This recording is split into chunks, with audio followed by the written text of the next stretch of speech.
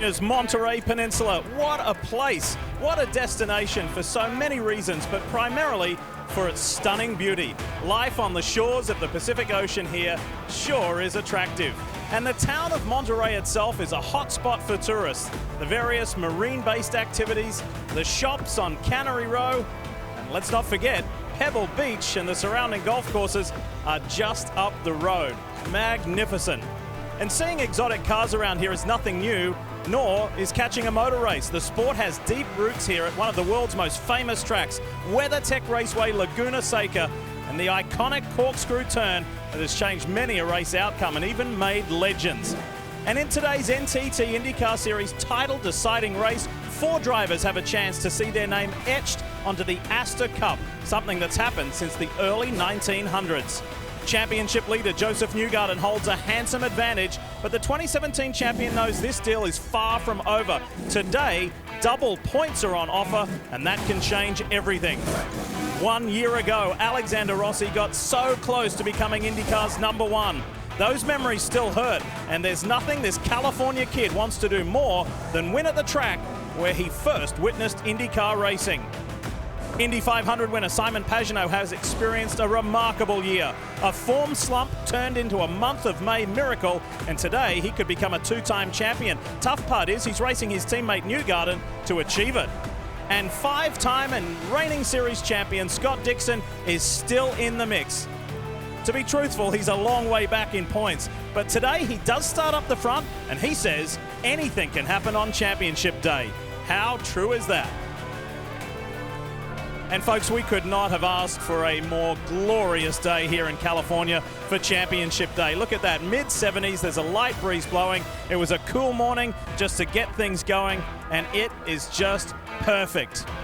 And you know, there is so much energy about IndyCars being back at Laguna Seca. It's been a long wait. 15 years ago was the last time IndyCars raced here. Hi folks, welcome to WeatherTech Raceway Laguna Seca. So good to be here. So good to be here on Championship Day. It has been an unbelievable season. 7 different pole winners, 7 different race winners, but it's all about today where a championship will be decided and a champion crowned. Who's it going to be? Well, here's the layout for you. The 4 drivers, there's 2 Americans and 2 internationals. Joseph Newgarden has a 41-point advantage over Alexander Rossi. Simon Pagenaud just 1 further back, and then Scott Dixon 85 points out. So, remember today, you'll hear us talk about it a lot. It's double points, so 100 for the win instead of 50. Now, one of those bonus points has gone. That was Colton Herta. He won the pole position, so there are still 3 bonus points on offer, so 103 in total. It is still all to play for. So, how about the Championship 4? Where do they line up? Well, thankfully for them, they're all in pretty strong and prominent positions. Scott Dixon is the best. He starts on the front row. And then on the second row, you've got Alexander Rossi in 3rd, title leader, Newgarden in 4th, and Simon Pagenaud back there in 6th place. So, how is all this going to shake out? Well, here are the championship scenarios for you in as simplest form that we could do. And it is pretty straightforward for Joseph Newgarden. If he finishes 4th or better, he clinches his 2nd championship. For Alexander Rossi, he wants to win. That's the only thing on his mind. And if Newgarden finishes 6th or worse, he will be crowned champion. The same scenario plays out for Simon Pagenaud. He wins, Newgarden finishes 6th or worse, it's his. He gets a 2nd title. Now, Scott Dixon is being very realistic about this. He knows he's a long way back, but anything can happen. So Joseph Newgarden, it's been a pretty picture this year. 4 times a race winner, and he has led this championship 15 of the 16 races so far. So can this 28-year-old from Tennessee get it done today? Well, many feel it will be appropriate if he does so. He's young, he's fast, he's brave, he's good looking. Crew loves him. This kid is the whole package. Every year, Joseph Newgarden has improved in his championship result. First season in 2012, he finished 23rd overall. Next year, 14th. Next year to 13th. A bigger step in 2015 to finish 7th. Last year, finished 4th. Joseph Newgarden is the 2017 IndyCar Series champion. Well, Joseph Newgarden trying to win title number 2 here today, and I've spent a lot of time with Newgarden this week, and I would honestly describe him earlier in the week as focused, almost to the point that he was tense. But today, a completely different Joseph Newgarden. He's laughing, having fun. I talked to him moments ago. He said, hey, it's race day. I love race day, and I feel a lot of confidence heading into the race today. So what worries him? Turn 1, lap 1. That's what worries him, getting in a wreck there. He told me if we can get through there clean, we'll have a nice day. Coming up in a moment, we'll talk to Newgarden about his thoughts on championship day, and could it be number 2 at the end of the day, Lee? Yeah, Marty, that's the question we have to wait not too much longer to get answered, and it wouldn't be championship day without a couple of championship-winning drivers in their own right. Townsend Bell, Paul Tracy. PT has won twice here in IndyCar Series racing. Paul, I want to start with you first. What's championship day all about when you're a driver and when you're one of these 4 contenders? How do you get it done?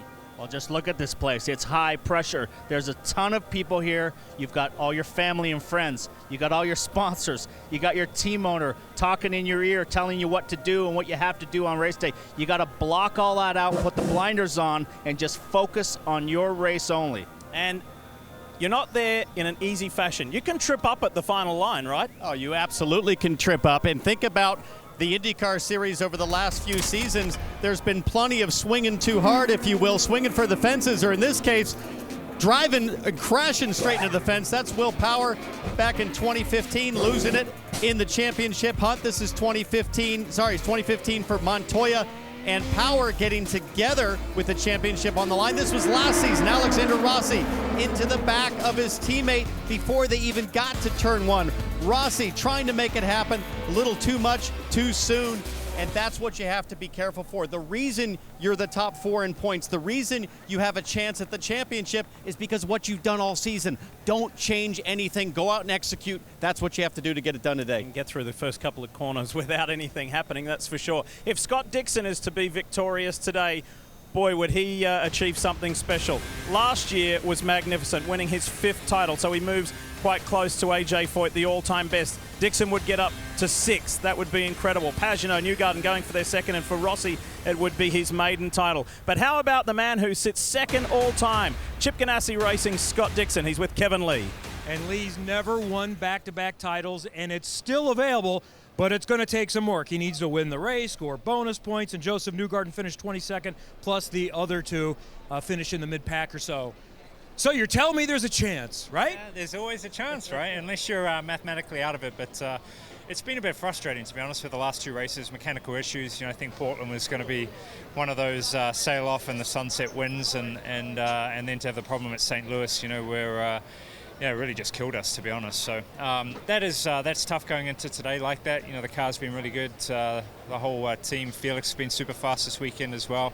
So I think we had the pace. You know, we just wish that we were a little bit closer. And on the other side of that, we just, you know, you don't want to wish anybody bad luck, but we kind of need them to have some pretty bad race today. But we'll give it our all. We'll go for a win, and that's all we can do.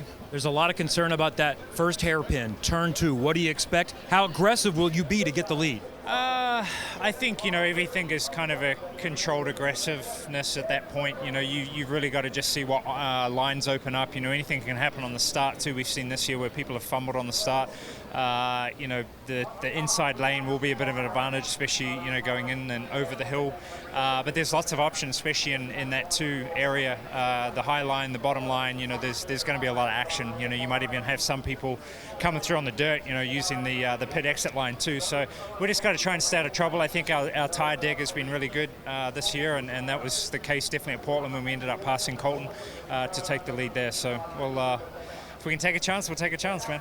Good luck today. Thanks, man. Appreciate it. It's a long shot, but don't Single count driver out in Scott IndyCar Dixon, will Lee. tell you never discount Scott Dixon. That is for sure. He is always in the game, and he's feeling good right now too because his New Zealand All Blacks have already run in the Rugby World Cup, so he's using that as motivation. If you say these 2 words, corkscrew and herder, in motor racing terms, they know exactly what you're talking about. There is a lot of history here. It's a family affair with the herders, and when we come back, we'll talk to the famous father Brian and the teenage son who sits on the pole position. That's Colton. That's next. This track has a signature section or turn, and here at WeatherTech Raceway Laguna Seca, it is the corkscrew. Yes, this special place. It's a great part of the track to view from. Good fan section. There's food available up there. There's a bar up there. It's the highest point of the track at over 900 feet in elevation, and you can see most things. It's incredible. And if you ever plan on coming here, make sure you head there. And back in 1996, something happened there that made this part instantly famous. And he gets him! Alex Zanardi at the top of the hill, an area you would not normally try and pass. Ducks the inside of Brian Herta, and Alex Zanardi, with a brilliant move, takes the checkered flag here at Laguna Seca. Brian Herta finishes in second place. Obviously, that's one of the biggest moments in IndyCar racing history, and I don't want to knock Zanardi too much because it was an extremely brave move. I would try it if I could think that I could keep it on the track, but yeah, nowadays it probably wouldn't count. Oh, great memories. Really happy memories. And look at this packed grid here at WeatherTech Raceway, Laguna Seca.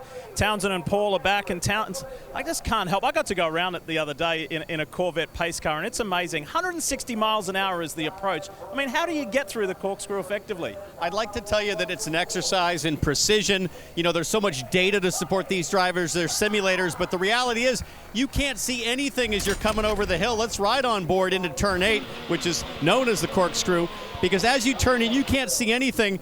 The irony is you aim for an oak tree right there. As you come up over and crest the hill, that's the reference point, Paul, as you know. Listen, you better tie a yellow ribbon around that oak tree, because I'm never looking over that way. I'm looking down the track where I want to go. So it has been a hot spot, as expected, this weekend. We've seen multiple incidents there. Absolutely. It's a tricky spot this weekend. A lot of guys have spun out up there on old tires. Rosenquill, big flick down the hill. But Graham Rahal catches that curve right there, throws the car sideways, and he's backwards, rolling down the hill. And then Colton Herta loses it and gets stuck in the gravel. We could see a lot of that today, which will throw a lot of strategy into the race. Yeah, the drivers are saying who makes the least amount of mistakes today will be the winner, and we've seen this theme run all throughout the weekend.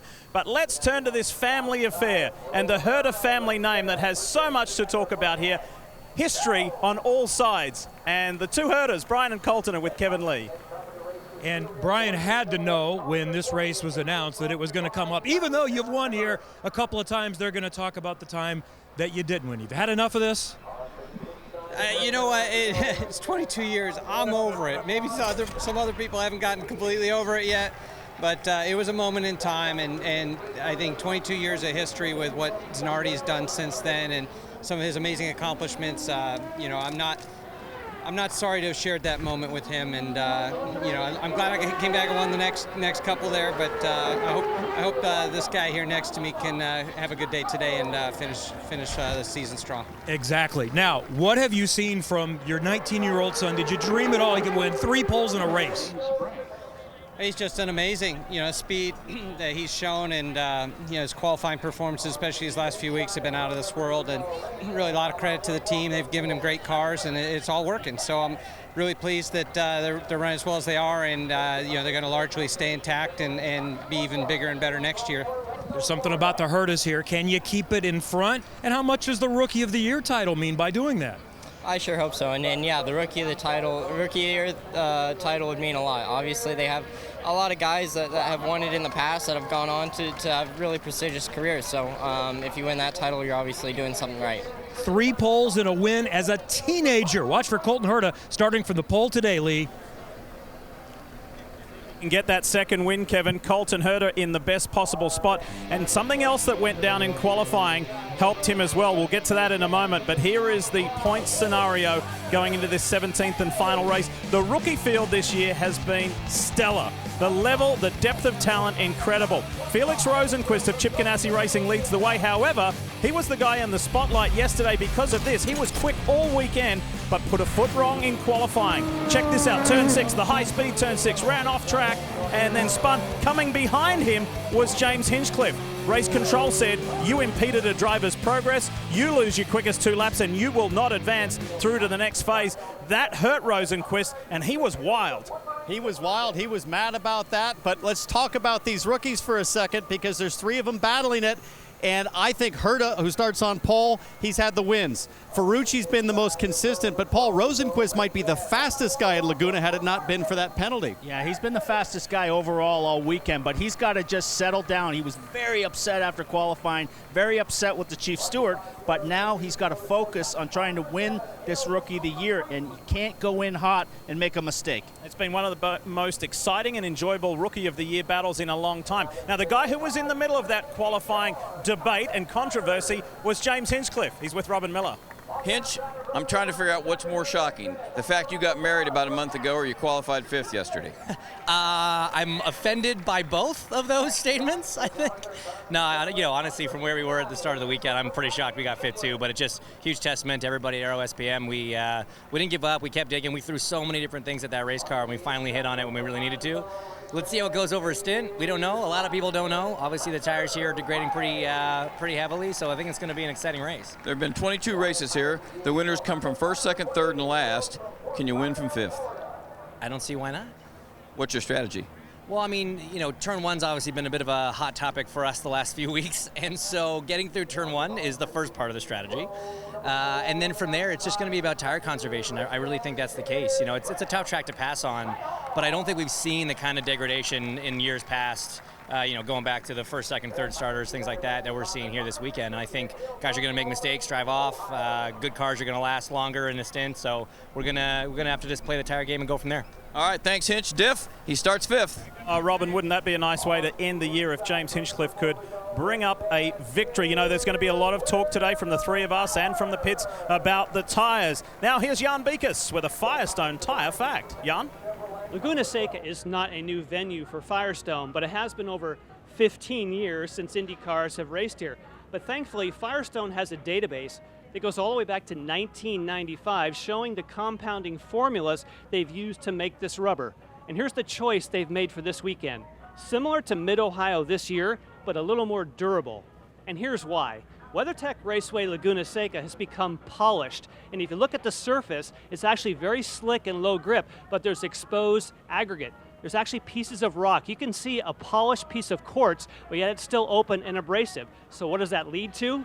It leads to the word of the weekend, degradation, meaning that these tires will lose performance as a stint goes on. This doesn't mean that they're worn out. It doesn't mean that they've overheated. It means the grip level loses as they abrade on that surface, unique here to Laguna Seca. So with a championship on the line, this now puts much more in the hands of the driver. On Firestone, official tyre of the NTT IndyCar Series. Whatever you drive a Firestone.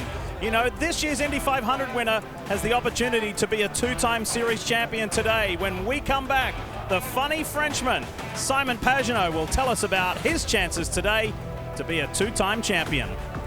The Firestone Grand Prix of Monterey, not too far away, and we could not ask to be in a more beautiful location for the championship deciding race in the 2019 NTT IndyCar Series. When you win the championship, like Al Paul Tracy did in 2003, PT's name is right there here on the base of the Astor Cup, and every champion's name from the early 1900s is right here. This trophy was commissioned by Vincent Astor, son of industrialist John Jacob Astor, to be awarded to the winner of the Astor Cup Challenge, which was a 350-mile race on a 2-mile board track at Sheepshead Bay in Brooklyn, New York. Gil Anderson won the first Astor Cup race in 1915 with an average speed of just under 103 miles an hour. A year later, driving a Peugeot owned by the Indianapolis Speedway team company of Carl Fisher and Jim Allison, the race was won by Johnny Aitken.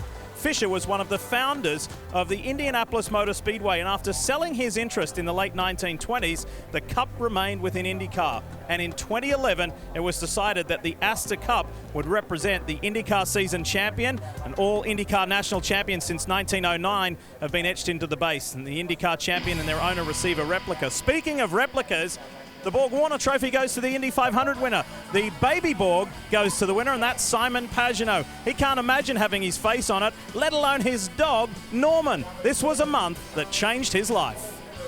Simon Pagenaud takes the lead. Bring her home. We just put the 500.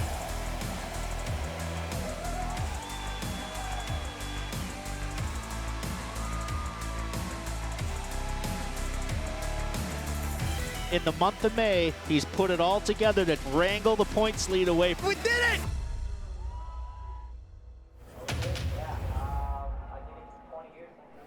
What an emotional moment there for Simon Pagenaud winning this year's Indianapolis 500. And you said in a way, Simon, that takes the pressure off you here for the championship run?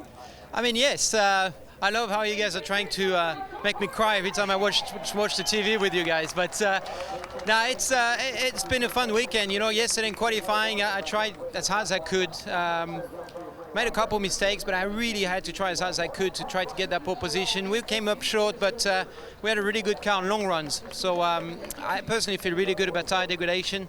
I think that might be our strength. And I don't have any pressure. I mean, you know, I want to finish first. I don't care if I'm third, fourth, or whatever. So it's a pretty comfortable situation. But in the end, it's an exciting day, and I think it's going to be a really good race. 42 points behind, and that means you have to push to the front. How do you approach it? Well, there's a lot of strategy in the background, and I think you guys will explain it, but there's going to be a lot of tire choices at the beginning. That's going to be very important toward the middle of the race. The pit sequence are going to be very interesting. Pit in and pit out on cold tires and worn out tires are really, really difficult. You could really make a big mistake there.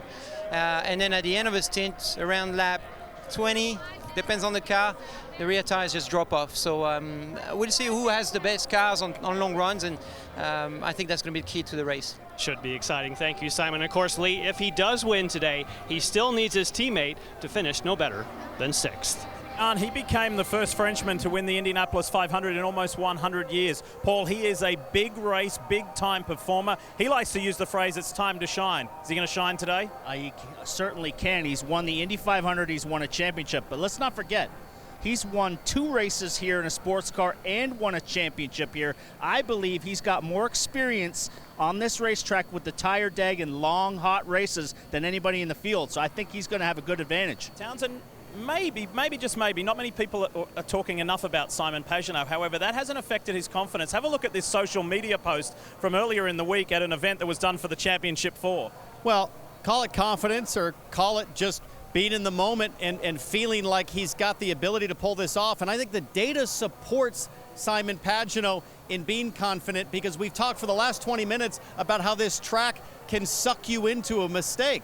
The guy that's made the least amount of mistakes all season, Simon Pagenaud, he's finished more laps than any other driver in the field. I think that methodical, measured approach could be the one that takes the crown and takes the cup today. We'll see if Simon Pagenaud can add his name a second time to the Astor Cup. And how about Alexander Rossi? He's the only one of the Championship 4 that's never won a championship. And you know what? There's the captain, Roger Penske. Rossi's driven for him in sports cars, and there's some good sportsmanship with Roger wishing him well. We'll hear from Alexander next. The season opener for the NTT IndyCar Series. So a new principal sponsor, new drivers, new teams, and it is a new season. Joseph Newgarden, he wins! This second-generation driver now becomes the youngest to ever win in IndyCar. Colton Herta has done it. Way to go. Checkered flag is out. Rossi wins comfortably by 20 seconds. Beautiful job. Oh, and Dixon, He a little runs wide wide. there. Oh, Pagenaud. the outside, he got him, unbelievable. This is the greatest spectacle in racing, the very first Indy 500 on NBC. Simon Pagenaud sweeps the month of May and wins his maiden Indy 500. Guys, we just won the 500. Scott Dixon trying to defend from his rookie teammate. Final corner to the line. Scott Dixon will win. The checkered flag is waiting. Is it Sato? Is it Carpenter? It's going to be close. It's Takuma Sato. Yeah! And what a terrific 2019 it's been for the NTT IndyCar Series. Happy to have Senior Executive Vice President for NTT, Akira Shimada, here with us. And how, from your perspective, has the first season for NTT and IndyCar gone? I believe we have started very well. And we are very excited to be here. And NTT is proud to be technological partners of IndyCar. That is very nice days. What kind of technology can we expect from IndyCar and NTT in 2020 next year? Oh yes, we have many discussions about the new type of the innovation technology, and for IndyCar fun and experience to introduce next Indy 500 next years, and also now we are planning to new generation public real viewing at MLB, and also now we are providing 5G technologies in Rugby World Cup. We look forward to discussing these possibilities to introduce IndyCar series as well. Certainly great to see, Lee, what NDT has brought technology-wise to IndyCar and the IndyCar fan as well. Thank you. Yes, Marty, we thank NTT for their support of the IndyCar Championship. If you're just turning on, 4 drivers in the hunt to win this championship. Joseph Newgarden is the points leader. If he finishes 4th or better today, it's his. He becomes a 2-time champion. Alexander Rossi, he needs to win this race, and for Newgarden to finish 6th, that's the easiest scenario, and the same for Simon Pagenaud, or I should say the simplest scenario. And then for Scott Dixon, he's got a big day ahead. He's 85 points back, but it's still mathematically possible for Scott Dixon to become a 6-time IndyCar Series champion. Do you know, California's Alexander Rossi first came here as a 3-year-old. He couldn't have dreamt of winning 7 IndyCar career races. But now he's got more. He wants to win a title. But in amongst those 7 victories was the biggest race in the world. Twin checkers around, and the rookie will win the 100th Indianapolis 500-mile race. The life of Alexander Rossi has changed forever here at the Indianapolis Motor Speedway. He's going to lead 80 of the 85 laps. Might be one of the most dominating performances we'll see all season long. Checkered flag is out. Rossi wins by 20 seconds. Well, he's already won the Indianapolis 500 for the 2nd year in a row. Alexander Rossi is 2nd going into the finale for the championship. Back where it all started. What are the nerves and what are the emotions? Everything coming full circle back here at Laguna Seca. Yeah, I'm just excited to be here, and it's an amazing venue, and IndyCars belong here. So, as you said, this was my introduction to racing at a young age, and to be able to come back here, really regardless of the end result, is pretty cool, and it's a special story. As much as we'd love to come out here with a win in the championship, there's a lot that we need to get done first today. So we'll just run our race, see what we can do, and if it's meant to be, it'll happen. Easiest path is with a win and just a little bit of help. Do you have a winning car? Yeah, I think so. I mean, it was a hellish kind of 2.5 days to get it there, but the 27 Napa Andretti Honda team did an amazing job. We dealt with adversity on Friday, and it never really phased us. So I think this team is stronger than ever and ready for the occasion. And I think we have the tools in place to get it done. We just need to go out, execute, and hopefully luck's on our side today. Lee, second chance at it, going for title number 1 today. Evan, you mentioned about help. Andretti Autosport has an extra driver this weekend in Connor Daly, and then it's been announced that Colton Herta is an official Andretti driver from next year. Townsend, that's a lot of help to try and win the championship. Well, he may have help, and we've talked about all the scenarios that are possible for Rossi, but don't mistake the California chill for anything but a total killer, Paul. It's checkers or wreckers for this guy. He's all about winning today. That's all that he's thinking about. Absolutely. When Rossi is on, he's unbeatable. He destroys the field. He wins by 20, 30 seconds. But when he's off, he might have a problem. So we got to watch him today. I think he's got a good car. It's going to make for an intriguing story, that's for sure. Now, the championship contender, who we haven't heard from yet, well, he just happens to be the championship leader. That is Team Penske's Joseph Newgarden. He's trying to win a 2nd title in 3 years. We'll hear from him when we come back. What are we doing? You answer these as quick as you can. You got to bring one object to a desert island. What do you bring? Barbecue sauce. I've heard some pretty interesting answers. Joseph Newgarden said he would bring a bottle of barbecue sauce. Sweet baby rays? Maybe. What are you gonna put barbecue on, sand? What do you think Joseph brought?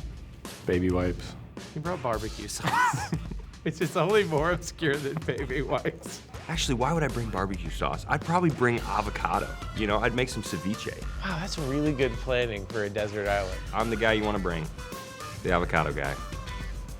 I think I left you hanging there. You I did. didn't even realize you were. It's better that way. Yeah. They'll edit that nicely.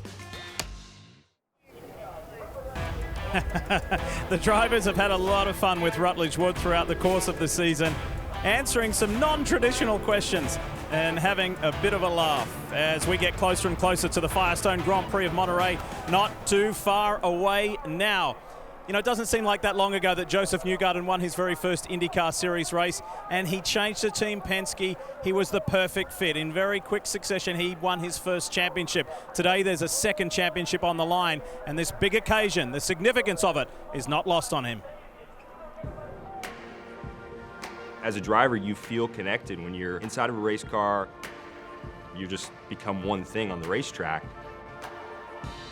When you have that passion and that connection, that's what you live for. You live for putting the thing on the edge and trying to just get more out of it every single time. And you get one opportunity to make it happen on race day. And within that 3-hour window, it can either go really well or it can go really bad. Joseph Newgarden is the 2017 IndyCar Series champion. How many more is Joseph Newgarden capable of at such a young age with an amazing team? He's got such a bright future. I remember when I won my first IndyCar race and I said, thank goodness, at least I got one of these. And that's kind of how I feel about the championship. I'm like, thank goodness we got one of these championships. It's very difficult to do. You got to go all year and you got to work the points and you got to understand where you got to be. And so to get to the point where we actually sealed it up when we won one, it feels good, man. You just want to keep making it happen. They always say that it's tougher to win a second championship than it is to win the first. And I think so far they're right. In 2018, it was a real honor to get to carry the #1 in the car. You just want to make sure that #1 doesn't go anywhere. So that's it. Joseph Newgarden hands over the championship title. We missed some opportunities throughout the year, but I'll tell you what, we'll double down for next year. We'll try and take that one plate back. The championship leader, Joseph Newgarden, has a 41-point lead. One race to go. He needs to continue that at Laguna Seca. Winning another championship would be validation. I have a good lead, but security is something that you can't count on. When you've got the best drivers in the world trying to chase you down. Newgarden just gets really aggressive. That was a real desperate move for no reason. Oh my gosh! Oh no! This is like Mid-Ohio all over again. How in the world did that happen? I never think I'm secure. I expect my spot to be challenged, but you've got to be as close to perfect as you can be. It's about, thriving under the pressure. If you can't do that, it's really hard to win a championship. Well, no doubt the two team and Joseph Newgarden have thrived under pressure, but I heard you say in that piece, and I've heard you mention before, the second championship is harder to win than the first. That's counterintuitive to most of sports. Why do you say that? That's what I've heard. A lot of people have told me getting the second one is even more difficult than the first. I don't know if that's true. I've never been in a situation where we've tried to do that, so today is our day for that. But I'm excited. I first want to say Hitachi has been such a great supporter of us. I'm so thrilled that we have them on the car this weekend. We actually just signed a new multi-year extension with them. They've been kind of my good luck charm. We've won 75% of the races we've won this year have been with Hitachi. So big thanks to them and all their support. Team Chevy as well as always. But yeah, we'll see. I don't know what the difficulty level is going to be today. I'm expecting it to be quite high. I think the race is it's very jumbled up in my opinion. I don't know what it's going to bring, so we're trying to think of all scenarios and just make sure we have a good game plan. You mentioned the difficulty level there. I know you're a race car driver. You thought of a million scenarios all night long, right? What worries you the most about today? It's always the unknown. You just, you can't control everything, and the things that you can't control, that's what you worry about biting you at the end of the day. So, you try not to linger on it too much because you really just can't do anything about it. I think you try and control your own destiny, make good decisions, and focus on your race. And that's really the smartest way to play it. So we've got a plan. We're going to try and do what we always do and run fast, have good pit stops, nail the strategy. And if it works out for us and it's meant to be, then, maybe we can be two-time champions. And if not, then, we'll shake the other guy's hand that wins today and move on to next year. But it's what we've worked for all season. I think everyone deserves it on our team. And I'm so proud of the effort that everyone's put in, and we're going to try and seal something off today. Well, if he finishes fourth or better, the championship is his. And Lee, guess where he starts? Fourth, exactly where he needs to be, right? Just perfect if you ask Joseph. But Paul, we saw a couple of last lap glitches there. Joseph said, look, you've got to be aggressive, you've got to go for it. But here today, How aggressive is he going to be? How hard do you go for it knowing you've got to finish just in the top 4 to clinch it? Well, Joseph has to walk the knife's edge for 2 hours today and not get sucked in to being over-aggressive and having his competitors suck him into a mistake. But on the flip side of the coin, you can't be too conservative and watch the clock. He's got to drive his own race and race the racetrack today because of the tire deg. I think what's important for Newgarden is to stay out of trouble, pure and simple. Let's not forget, there's probably 15 other guys that could win today or need to win today to secure their futures. And we've seen very recently his last race, this is the first lap of turn 1 in an IndyCar race just 2 weeks ago at Portland. Graham Rahal getting it all wrong, and it was Joseph Newgarden that had to back way up, slow down, and then navigate his way through the runoff. He was able to not have any damage. It was a huge moment for him in this championship to not see his car be injured, be damaged in that moment and continue on. So you heard him just say what he's worried about. That's the unknown, the stuff he can't control. And at turn 2 at Laguna Seca, we're about to find out just how gnarly that's going to be. Yes, it's time to stop talking about it. It's actually time to see it with the 4 championship contenders, the 24 drivers on track here at WeatherTech Raceway Laguna Seca. When we come back, championship style, it's time to bring the action. Most people come to Monterey, California to get away from it all. The famed 17-mile drive offers an escape from the norm with unparalleled vistas, the spray of the ocean, the bark of seals, and a collection of some of the world's top golf courses. A few miles inland from Monterey, there is a much longer drive where, for the select few skilled enough to take it, there is no calm or tranquility, no time to take it all in.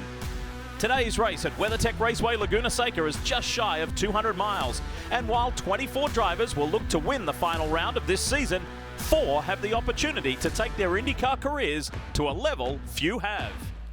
Over the last 100 years, 64 drivers have won an IndyCar championship, while only 25 have won multiple titles. Today, Joseph Newgarden looks to reclaim the championship he won in 2017. Newgarden took the Astor Cup away from teammate Simon Pagenaud, the 2016 winner. Now, this year's Indy 500 champion looks to add the overall title to his storied season. California native Alexander Rossi finished runner-up last season and is second in points today. Can he claim his first title on a track he raced as a teenager? And then there's Scott Dixon. If he were to win the title, it would be an incredible 6th championship victory. But the Kiwi knows he's a long shot. At the end of this drive, one of those 4 racers will enjoy the view a whole lot more.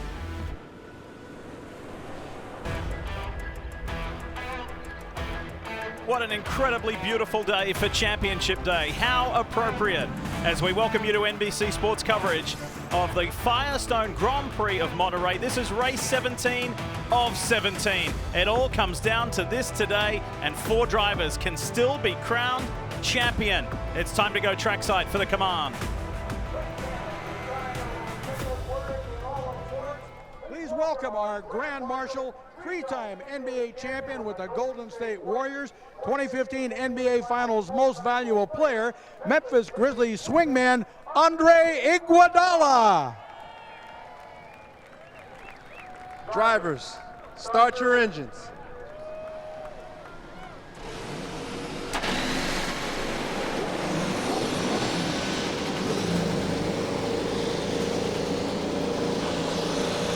And how cool is this? All of the championship contenders start in the top 6 today. You got Scott Dixon starting 2nd. Over here, Alexander Rossi starting 3rd. Joseph Newgarden starting 4th, and right behind him is teammate Simon Pagenaud, who will start 6th. For Newgarden, quiet confidence in the 2 camp, and last moment hugs from his family. His mom Tina, dad Joey, and grandma Karen, who is at just her 2nd race, Kevin. Even though the goal was Formula One, which he accomplished, it was here where Alexander Rossi first saw and fell in love with race cars, and it was with IndyCar. So appropriate that this is where he could win his first championship, and the goal is simple. He must win the race and have teammates finish in front of the Penske's. John Deacon. And Kevin, for Simon Pagenaud, they're going to be watching Alexander Rossi very closely because they believe there's an opportunity today to move forward with pit strategy. So they're going to watch Rossi. The question is, when? Robin, who will be the first person to pull the trigger and dive onto pit road and try and jump them in the pits?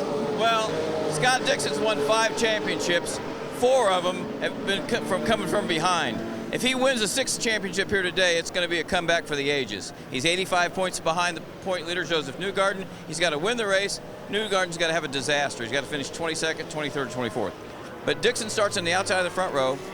He's got 2 wins and 6 second places this year. By most seasons, he'd be right in the thick of the championship, if not leading it. So he knows he's got one thing to do: win the race, get one more race closer to catching Mario Andretti for 2nd of all time, Lee Diffie. There's a lot on the line today, Robin, isn't there? And it's just so good. Now, for the 14th year in succession, the championship will be decided at the final opportunity. Again, for those of you just turning on, here are the championship scenarios. Points leader Joseph Newgarden clinches with a 4th or better result. For Alexander Rossi, there's some more chasing to do and a little bit more aggressive. He needs to win it, and Newgarden finished 6th or worse. And we will walk you through all the permutations and scenarios as the race unfolds. Similar to Rossi, the Indy 500 champ Simon Pagenaud's in the same boat. It's a little more difficult for 5-time and reigning champion Scott Dixon, and we will keep you up to date. Points as of now is the terminology as we go through the race. You know, once voted the top 30 most influential people on the internet. There's not a whole lot this person doesn't do. Acting, singing, dancing, modeling.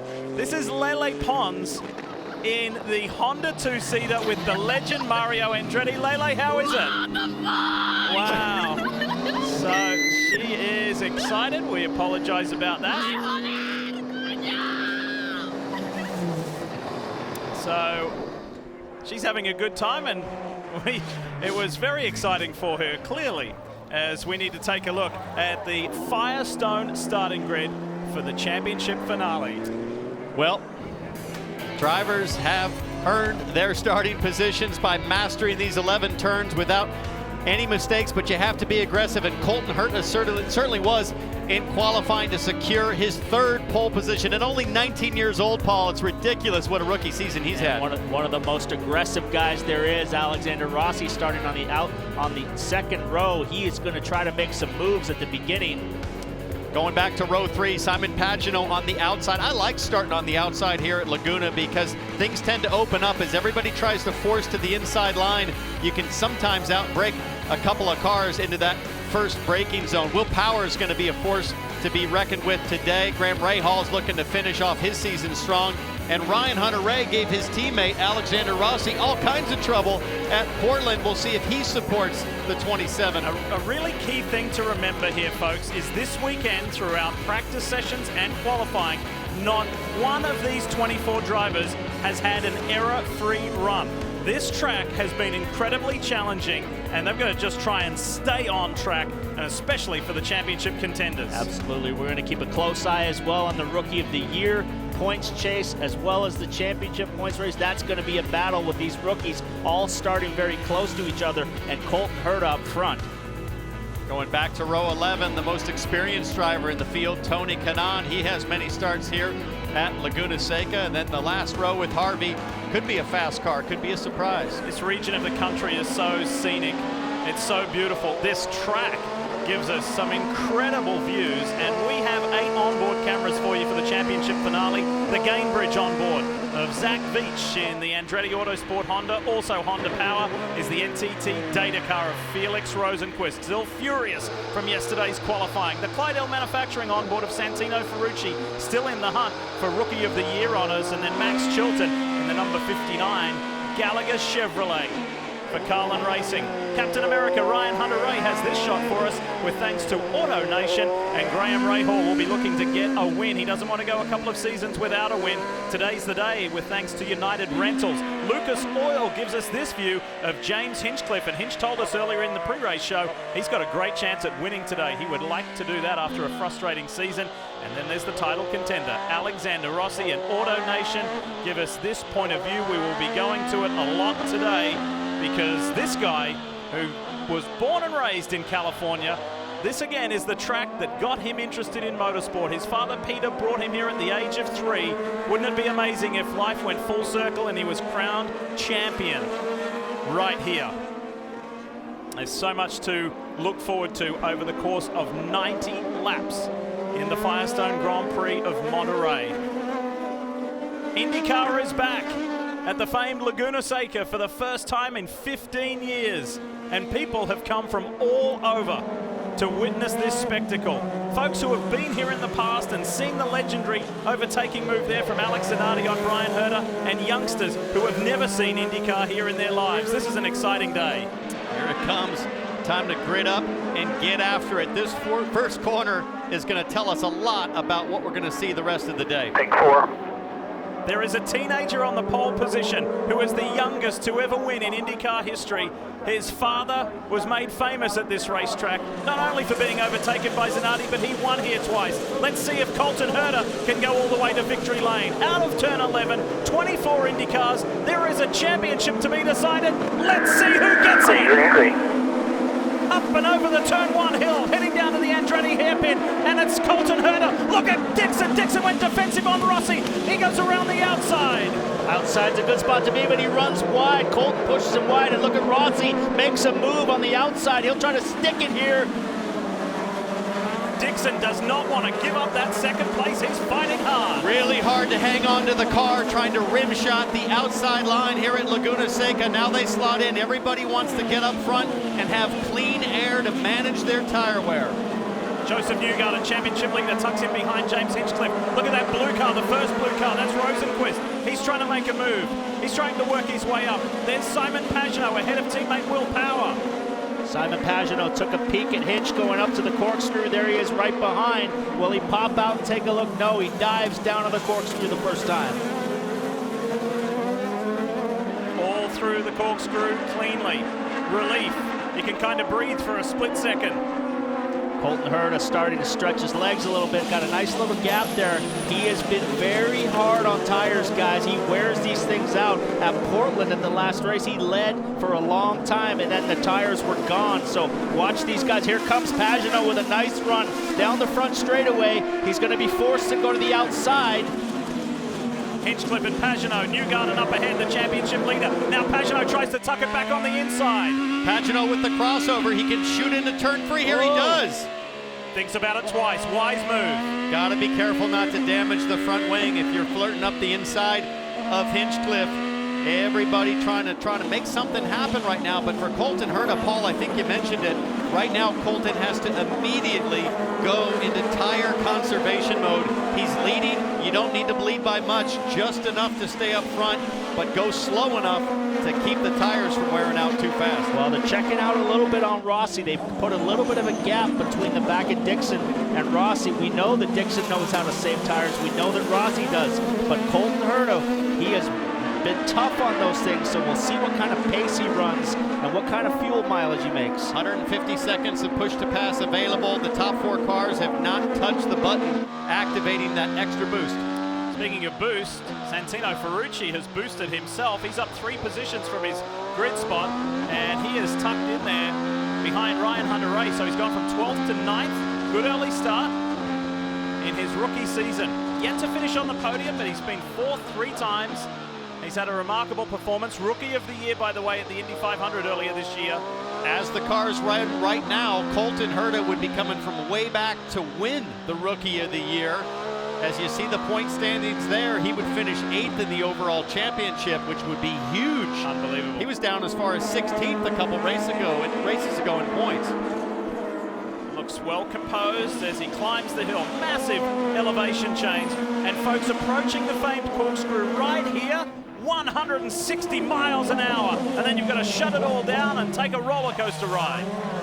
Drop down 6 stories from the top of the corkscrew right down to this point right here under the bridge. It's a massive drop down. You can hardly even walk up it the other way. It's so steep, but look at all this action up here. Bourdais almost gets run off the track.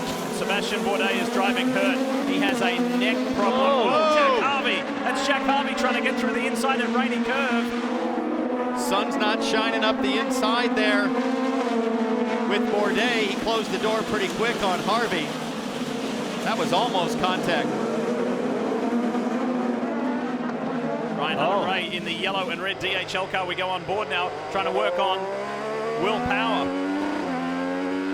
See these cars, you watch the car squirming around. You get out on the curbs out here, the dust kicks up. Jan, what do you have? Well, let's take a look at pit strategy options for today. I mentioned that Simon Pagenaud and Team Penske think there's an opportunity to jump people in the pits. You have a couple of options. There's the two-stop strategy, which I think now that there has not been an opening lap caution, I don't think that's going to happen. I think the tires degrade too much. So let's look at down there. Three-stop strategy. That window is going to open on lap number 9. People like Simon Pagenaud and Alexander Rossi, for example, started on scrub tires, not new ones. That would indicate to me they're going to be on the earlier side of the window and making 3 stops today. And I think it's possible, Jan, we'll see somebody gamble and go for a 4-stop strategy because of the tire degradation. We'll be watching the lap times just like all the teams up and down pit lane to see how much fall off comes with each lap. A teenager leads a 5-time series champ. How often do you get to say that? Not very. This is IndyCar, the Firestone Grand Prix of Monterey, Championship Day in California. We've heard this phrase tire degradation used quite a bit already, and we're just 6 laps into this race here at Laguna Seca. So what does that mean? Well, it means the Firestone tires lose rubber and lose grip the longer they run. And that means the cars lose speed as much as 3 seconds over an entire run. These cars will lose. But the surprising thing is Joseph Newgarden of the championship leaders is really the only team that focused solely on that on Friday. Tim Cindric sent Newgarden out on old red tires, made him run, made him learn the feel of how those old red tires will be. So A, Townsend, are you surprised more teams didn't play that game in practice on Friday? And B, how much of an advantage will that be for Newgarden this afternoon? Well, the problem with trying that in practice is that you weren't able to focus on your qualifying setup, and it was so important to start up front, as we're obviously seeing here with the way the leaders are slotting right into their starting position. There hasn't really been any moves, but I think it was smart for Newgarden's team as the points leader to put their driver in that difficult situation of managing tires. I think it's going to pay off today, and you can see Newgarden not having much of a problem hanging onto the back of Alexander Rossi right now. In about 7 or 8 laps, it's going to be a handful for everybody. That's when the lap time really starts to drop. And then you may see some drivers with more than a handful, because we've seen them off track at all sections of this 2.238 mile WeatherTech Raceway Laguna Seca. There is the NTT car of Felix Rosenqvist, the all-blue machine. He's made his way up from 14th to 10th with still plenty of anger inside the helmet after receiving a penalty in qualifying. He thought he should have been on the pole position or the front row, at least stood a chance to be up further, and so he's driving with a lot of motivation to try and get up front, try and win this race, and try and win the Rookie of the Year battle. Paul, if you look at the gap between Dixon and Rossi at 5 seconds, I have to wonder, is Rossi trying to be proactive on tire management, letting those guys go burn their tires, and is he driving as slow as he can to hold position and have the tire wear for later in the stint? Well, I think he is, but the problem you have is Dixon is equally as good at him at saving tires. So I think Dixon now is just sitting on top of Herter to wait and see what happens with the rear tires on his car. Right here, folks, they crest 929 feet of elevation, entering the corkscrew, and in just 10 seconds flat, coming down through the corkscrew, through a rainy curve, and to turn 10, they've dropped 153 feet, just like that, which is exactly the height of the Pagoda Tower at the Indianapolis Motor Speedway. This is a wild ride. Rossi right here with championship leader Joseph Newgarden right there with him. This is exactly, Townsend, what Joseph Newgarden needs to do. He doesn't need to do anything but stay with him. But watch this start with Rossi. I said he was going to get aggressive, and he was looking every which way to get by Dixon. Watch this. The guy that was aggressive was Scott Dixon. Look at him fired up the outside there, and if he can just get in front of Colton, he might be able to cut him off. Colton drives him straight off the track. I think that was probably a tip from his dad, Brian Herta, who learned how to put the muscle on Alex Zanardi back in the day. Rossi had a chance after that with Dixon, but it just wasn't on by the time they got there to turn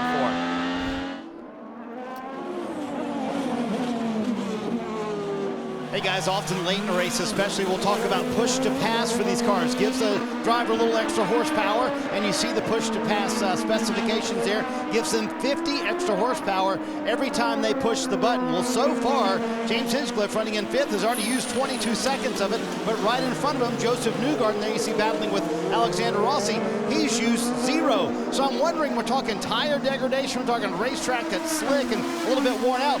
Is push-to-pass even in the playbook today, Townsend? I mean, some drivers are using it, but if you can't get the rear tires to hook up in the first place, why would you want 50 extra horsepower? No driver's ever going to turn down horsepower, Marty. It just, you have to wait a little longer out of the corner until you're not going to spin up those rears. And right now, we're into those fuel windows we talked about, but nobody's coming to pit lane, and I think the reason for that is everybody wants to break their stints up into equal increments so they don't have to run long on tires. They can maximize each stint and keep things level. Championship leader Joseph Newgarden of Team Penske. There he is in the Hitachi Chevrolet. He sits 4th, and that's all he needs to do in this season where he has been dominant. He won the season opener in St. Pete. He won on the streets of Detroit and in Texas. He also won in Iowa. Can he win today and be the champ again? Championship day in the NTT IndyCar Series, and 2 of the championship contenders are on pit road. Marty? Move, counter move. Alexander Rossi said on the radio, we're going to come to pit road. Tim Cindric answered that with, we're going to come to pit road as well. Newgarden said his car is pretty good. Picked up a push late in the run. They're going to put on sticker primary tires, Kevin. We also saw Simon Pagenaud coming in a moment ago in the race on pit road. Alexander Rossi going to his 2nd set of the softer compounds. He started on used reds. These are the sticker reds. They're quicker at the start, but they won't last as long. Will they make the full stint? Pagenaud coming outside. And he got smoked by the Penske crew in the pit lane, and that is a big mistake. But here's Pagenaud, who came in a lap earlier. He's on hot tires. All these he guys might get Rossi as well, right here. All these guys are going to be, big block from Rossi. And they contact. could be hold on, Rossi's off, dirt tracking. Pagenaud having none of that. He drives Rossi off, and the problem for all 3 of these guys is they'll be stuck behind Jack Harvey, who's trying to hang on to the end of the tire stint. 2 of the title contenders, 2nd and 3rd, duking it out. Only 1 point separates them in the championship coming into this race. Forceful stuff from Pagenaud, and he was the first of the title contenders to pit. So that strategy has worked so far. Jan? And that was what we called the undercut. The Penske team for the 22, Simon Pagenaud, they wanted to come in 1 lap earlier. They were watching Alexander Rossi, and they pulled that off perfectly. Of course, that took a heroic effort by Simon Pagenaud, but again, he is also on sticker red tires. Marty. And Tim Cindric, managing the race for Joseph Newgarden, immediately let him know, hey, your teammate in the 27 got together, take care of our car here. Very smart race management by Tim Cindric to let his driver know you've had 2 championship contenders get together. By the way, race control is looking at the Alexander Rossi Simon Pagenaud incident. Here it is. Paul, talk us through. Why, hot tires for Pagenaud. Got a nice run off the corner, gets side by side, and Rossi defends, but there's enough room there. Those guys, he left enough room, and they made contact, and he shoved Rossi off the track. That's a non-call right there. Rossi was trying to move over and be proactive, but he did leave room. They ran side by side without touching. And that's how important track position is at Laguna Seca. That's how aggressive you have to be to try to hold and own that spot. Now look at this, the teammates are together. Championship leader Joseph Newgarden is the first car you see on the right-hand side of the screen, and Simon Pagenaud is the man on a mission.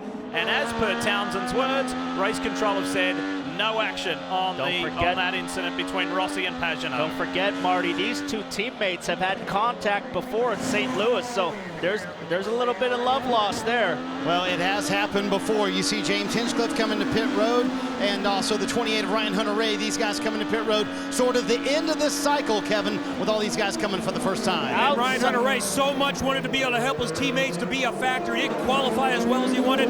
Now he has stalled it as we continue to watch him mixing it up on track, and Hunter-Reay is back out and away, but he's going to have a tough time being a factor now. Mixing it up on track, all right. Simon Pagenaud's just gone around Joseph Newgarden. And remember, if Pagenaud wins this race and Newgarden finishes 6th or worse, Pagenaud's champion. Rossi dives it down the inside. He's got the position now as they go up the hill under the bridge, Townsend, but will he get rough with him? There he goes, he gives it up. Smart move from Newgarden. That might be the move that gets him the championship. He did not need to defend. He knew it. He backed off.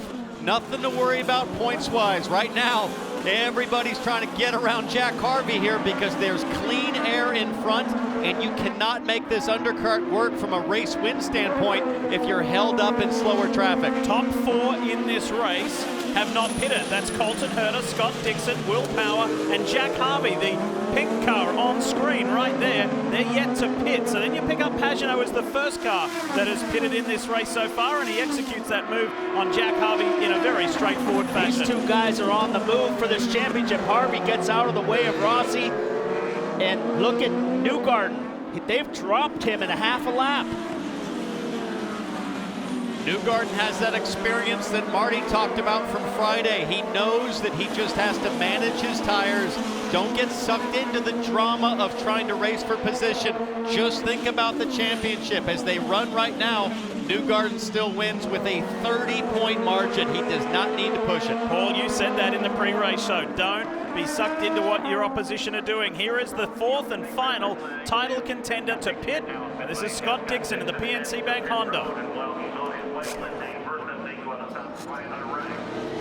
Scott Dixon still in the championship play. He comes in, he's going to a set of the sticker primaries. Let's keep an eye on track, how quick he can get out. Those that have already pitted, the blend will tell us whether Dixon's strategy worked by staying out a little bit longer. Absolutely, it worked. Those other cars are nowhere in sight right now as Dixon comes to the pit lane. Simon Pagenaud's just coming onto the front stretch. That's the penalty of the undercut coming out in traffic. That's what hurt him. Jack Harvey was circulating in a minute 15. Those guys needed to be doing about a 1:11 on new tires to make it work. It's a clear road for Dixon on his outlap. He's a master of getting the tires up to 10. The next guy to hit pit road is going to be Herta. Will he be able to jump him in the pit lane? This is a massively important outlap for Scott Dixon. I think that it'll absolutely work for Dixon. This undercut on new tires will earn him 4 seconds a lap because Colton Herta's running around at 1:14. Here comes Herta to pit lane. Tiptoeing through that really tight final left-hander. Pit lane speed limiter on. Great start from Colton Herta after an incredible qualifying performance. But how effective can the Harding-Steinbrenner team be and get him out? Try and race Scott Dixon. We'll let you know where Dixon is.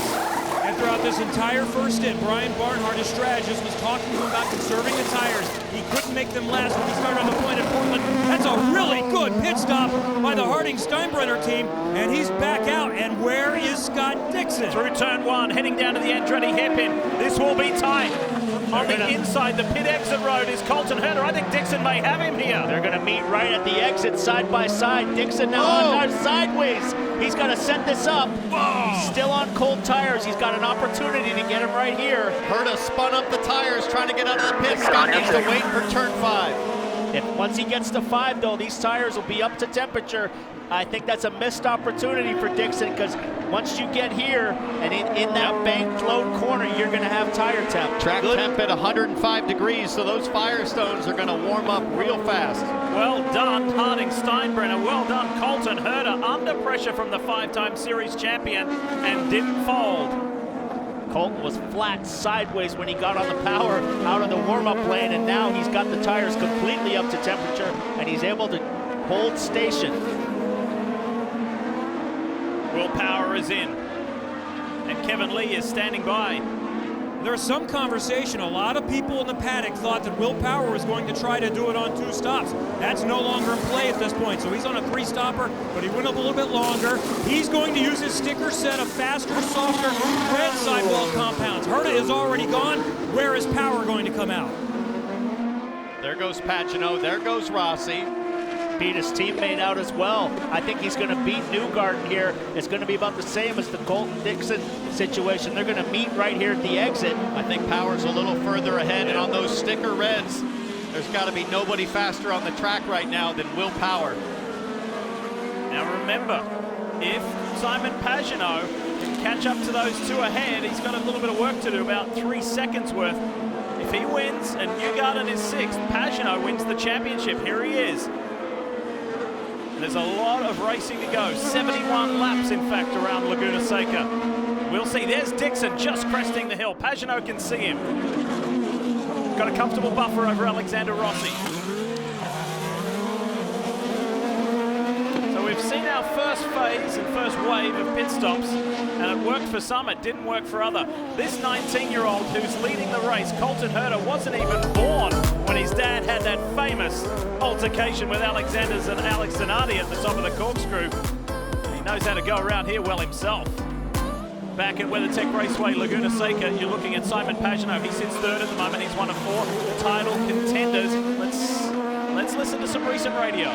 Okay, we're P3. Those are the leaders in front of you. Again, this is all going to be about those tire management to get through this stint with those tires. You're still pulling them 2/10 a lap.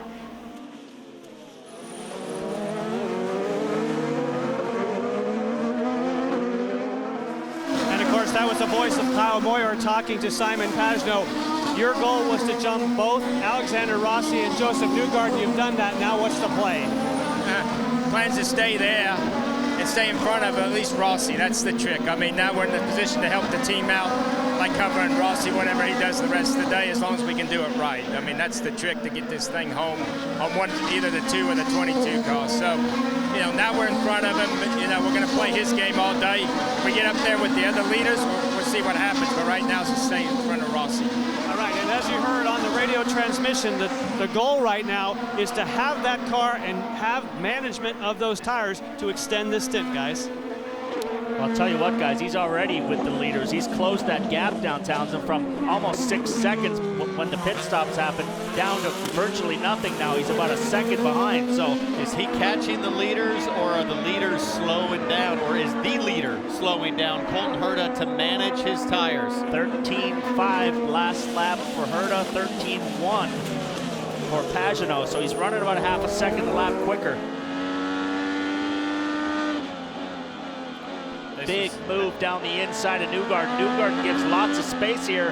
He could have had the opportunity to try to outbrake on the outside here, but Rossi just sticks it in. And then here is the other moment involving Alexander Rossi and Simon Pagenaud. Exiting turn 3, through a block, but still gave room for Pagenaud to get through. Pagenaud went a little wide, bit of dirt tracking from Rossi. No harm, no foul, everyone went on, and race control said, thumbs up, no worries, keep going. Colton Herta still leads the race. Less than a second over Scott Dixon, and there's about just over 1 second back to Simon Pagenaud in third. Firestone telemetry gives you the numbers. Look at this. Up through turn 6. Watch up to 160 miles an hour at the top of the hill. To get up there, 150, 155, just shy of the 160 mark. Top 5 cars now are only separated by 5 seconds. Colton Herta at the beginning of the race kind of took off with Scott Dixon. They pulled a big gap, but they seem to be, Townsend, backing up, and the race is tightening up. I don't think there's any incentive to opening up a gap if you're Colton Herta. Just go as fast as you need to just stay ahead of Dixon. All right, it's time to go through the field with Kevin Lee. Kev, kick it off. Well, the 19-year-old Colton Herta has already won a race this season, and his 3 poles, if you add that up, poles in racing, only the Penske's have more than that. So it's been a fantastic season. They're trying to do a 24-lap stint. So we can look for him around lap 42 to make stop number 2. Meanwhile, Scott Dixon is one of those still in the championship chase. He is just about a second behind there in that PNC Bank car. For Dixon, the scenario is simple. He needs a disastrous day for Joseph Newgarden. But as long as all 24 cars are still in the race, the chance is still there. And so far, Dixon is pretty close to doing his part. He's got to win the race, John. And you can see the difference in the sidewall of the Firestone tires. We see that Simon Pagenaud is on brand new red sidewalled alternates. That should give more pace. We heard about maintaining that tire life, and he's closing in on Dixon, Kevin. So Alexander Rossi is trying to do a 23-lap stint this time around, and this is also on the alternate compound, but they're sticker reds. Rossi's got some work to do. He's known to be aggressive. He's going to have to find some positions to give him a chance at the championship. Will Power running in 5th, not in the championship, but still motivation today. He won it in 2014. He said a lot of that had to do with how he finished 2013 with 3 wins in the last 5. Well, he's won 2 of the last 3 this season, Marty. Kevin, the 3 cars we've just heard about all have red tires on the alternate format for Firestone, and Joseph Newgarden has been challenged by Tim Cindric to use push to pass to get around all 3 of those cars. He told him we need to get around those cars if we want to make ground in this stint, Kevin. Felix Rosenqvist was livid after he was penalized yesterday. He had the fastest time in round number 1. He's already made up 5 spots, getting back to 7th position. He wants the Rookie of the Year. If Colton Herta were to win the race and score max points, he needs to finish 6th to capture Rookie of the Year honors. Marty? Kevin, you want to see what it's like to hang on old tires here at Laguna Seca? We'll just follow along with Marcus Ericsson. He put on tires at lap 9, and he is struggling right now to do all he can to hang on to that race car. Behind him, his teammate James Hinchcliffe. Had a chance to talk with Sam Schmidt about the future for that race team. He told me the work for McLaren starts right now, developing what they're going to have in 2020. Hinch with a great qualifying effort. He would love to finish it in the top 5 as well. And behind him, Santino Ferrucci, the fantastic rookie. But he told me, I've loved 2019, but it's over on Monday. I've got to focus on 2020. I'm a move forward kind of kid, and that's what he's planning on doing Monday, Jan. Graham Rahal is out there right now just kind of maintaining pace. You see his teammate right behind him. So the two Rahal, Letterman, Lanigan cars together. Graham right now trying to close in. Again, he started the race on some scrubbed red tires. Now he's on the black. Now Takuma Sato, who is right behind him. Takuma Sato is one of the first. In fact, he was the first car to hit pit lane and changed into some brand new red sidewall alternates again. The reason we mention these tires so much for Firestone, that's what's going to make the comers and the goers today. Now for Marco Andretti, he had an issue right from the start of the race. It was stuck between 2 gears for a moment. He thought he was going to have to hit pit road and have service, but somehow it dislodged. He's back up to speed, but one bad news for Marco Andretti, they did not get it all the way full on the last stop. Max Chilton is another driver who has been very impressive and has loved his car in qualifying and said, we were so close to getting the kind of speed that we wanted in qualifying. Now he has some clear road ahead of him and said he really feels that they were a benefactor of a good test we had in February. Simon Pagenaud has closed that gap. He is right on the back of Scott Dixon. I just watched him flash by on the front straightaway. He was on push to pass Townsend and looking on the outside of Scott Dixon. He is on the move. Top 3 are all here together. Herta, Dixon, Pagenaud. I know I said Colton Herta only needs to go as fast as he needs to stay ahead of Dixon. He does need to open up a gap, but I wasn't sure he was going to go this slow. That last lap, a 1:14.0 for Colton Herta. He only has 10 laps on the tires, and it's already a handful. So these next 15 laps will feel like an eternity before Colton Herta gets to come to pit lane again for tires. But they are gapping Alexander Rossi. They have a big lead over him now as Pagenaud keeps pushing forward, looking for his 2nd championship. That's what 4 seconds looks like right there. Back to Alexander Rossi, the AutoNation onboard, looking back to Will Power in 5th place. Newgarden is 6th. Rosenqvist has come from 14th to 7th and continues his forward surge. Let's see how difficult it is for Power to lay down the power. Coming out of 11 here, looks pretty smooth. Not a lot of yaw in the car, no sideways wheel spin. Pagenaud right there on the back of Scott Dixon. He's got to do a long stint on these tires, but there's nobody better at this than him. He's got a lot of sports car races under his belt here.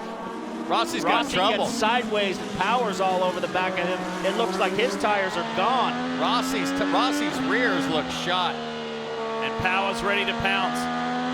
Oh, almost in the dirt there on the exit. Here we go. Turn 5 ready. Not close enough for Will Power. Nobody, Rossi just said it, my tires are already gone. Oh, big move. Can't overtake. Up the inside to turn 6. Nobody went further on the first round than Will Power. Rossi pitted on lap 13, Power on lap 19, and we're seeing the difference right now. It has shortened up the next stint for Will Power, and he has the advantage. He could very easily factor into the race win now. If he can catch those leaders, he's going to be strong. Rossi's red tires are cooked. Pagenaud's car is feeling good. Herta, Dixon, Pagenaud. The top 3 in the race are blanketed by just 1.1 seconds, even less than that now. When does Pagenaud make a move? Kind of has that feeling like it's sometime soon. 2 Honda-powered cars lead a Chevrolet-powered car.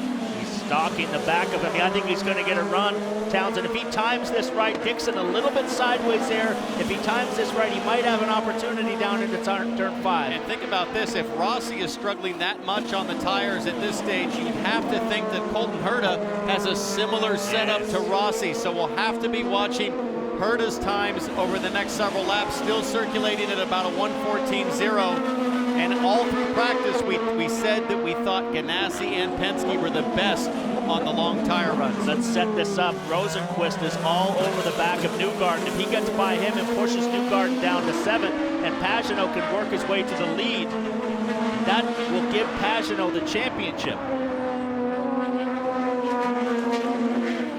A 19-year-old rookie who's the youngest to ever win in IndyCar, a 5-time series champ, and this year's Indy 500 winner. Here we go. Here we Pagenaud go. on the inside of Dixon. Will he have a look down the inside? I think he's going to get forced to go to the outside here. He got a nice exit, but I think he backed off of it there, Townsend. Wasn't on just yet, but it might be soon. All this infield section here where the rear tires are gone. Watch the car wiggle around here of Dixon's squirming around. Big power slide out of turn 3 for Scott Dixon. Just like that, Colton Herta's kind of sneaking away, isn't he? He's got a 1 second buffer now, 1.2, almost 1.3 over Dixon. Yeah. He says, I'll check out. I'll let you deal with Pagenaud. Yeah, Dixon's hanging on right now, trying to keep Pagenaud behind him. Push to pass seconds remaining are usually pretty indicative of where someone stands, and uncharacteristically, Dixon has used a lot. He only has 88 seconds left. Pagenaud only has 54 seconds left, so they are aggressive early here in Monterey. Going to go non-stop on this commercial break. You won't miss a thing. 59 laps to go in the 2019 season. And there's a teenage sensation leading the way where his dad achieved success as well. There is a car on the move big time, and it's a 28-year-old Swedish rookie, Felix Rosenqvist, that light blue NTT Honda. Check this out. He is just going by the championship contenders as he wishes. He just dispatched Joseph Newgarden, and now he's got Alexander Rossi on his list. This young guy started 14th, and he's already running 6th. He had a giant snap oversteer, but he set it up right here, did the Alex Zanardi move, going up the hill on the champion Newgarden, and he slides down the inside. Joseph locks up, runs a little bit wide, but now he's all over the back of Rossi. Rossi was on the radio, said, my rear tires are gone. Once again, Joseph Newgarden managing drama, managing staying out of trouble, protecting his car. He still has a 24-point lead over Pagenaud. But pretty soon, Newgarden's got to be careful, because with Pagenaud on the charge, Pagenaud could get to the front and the points will be really close. Firestone biggest movers since the start. Look at Felix Rosenqvist. Overtake, target lap time. A guy who could have easily been a competitive downhill skier, fell in love with motorsport and has raced all over the world. He just loves being here in America and racing the NTT IndyCar Series, and he'll be back next year. The over and under on Alexander Rossi. Rossi's got the inside line, but he can't compete for that next turn. He's got no drive off the corner, just like you were talking about last week with the sports cars. He's lost all the ability to put the power down off the corners. Listen to it spin He's up. gone. Look at how far he's gone in just 2 corners. When it goes blue on the left-hand side, that means both of these guys were on push to pass. Newgarden was on the button, and look at the blackies coming off the back of the rear tires of the 27. Rossi is all over the shop. That thing is nasty to drive right now, and he is doing his very best just to hang on. Got to be careful now. It's so easy once the tires are gone to lock the rear tires up and then slide wide in the corner. But both of these guys are struggling with their tires. Rosenqvist is checked out. He gives it up. He gives it up. They're coming in. That's the call from Rob Edwards, who calls the strategy, and the championship leader Newgarden's coming in as well. Gotta think these guys will put blacks on. Marty Snyder's standing by. Call the action, Marty.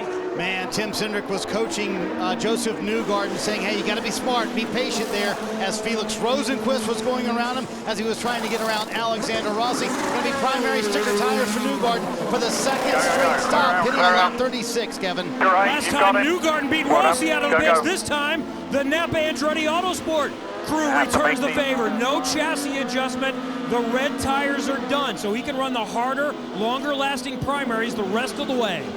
Well, these guys now, Townsend, are going to come out into some traffic, it looks like, which is not going to help them for lap time. There's a car going by right there. Marcus Ericsson. Oh, Newgarden with a twitch. Had to hang on to it on cold tires in the background. Did you notice that? We've got to watch what Pagenaud does. They're coming. Here comes Dixon and Pagenaud.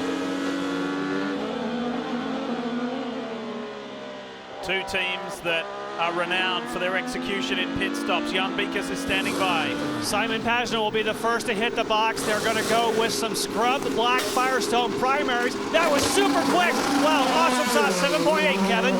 Scott Dixon is in. We see Felix Rosenquist in that blue NTT Data car also coming in. Can Dixon beat Pagenaud off? He releases with a good stop for the PNC Bank team, and now Rosenquist is also in after a remarkable charge in the early stages, and Dixon did stay in front of Pagenaud. Well, that was close. It looked like at one point in time Pagenaud had his measure. Dixon wins the race off pit road. We're going to see who wins the race off pit road, because Herta's going to be the next guy to come. We know that the undercut could work here because the tires have fallen off so bad. This is a really important outlap for both of these guys. And different than the first round of stops, these guys have clean air. There's no Jack Harvey in front of them like there was on the first round. So I think Colton Herta has to come to pit lane. If he doesn't, he's really putting that lead at risk. Last lap for Herta was a 1:14.3, and he stays out for another lap. He's pretty far off the pace.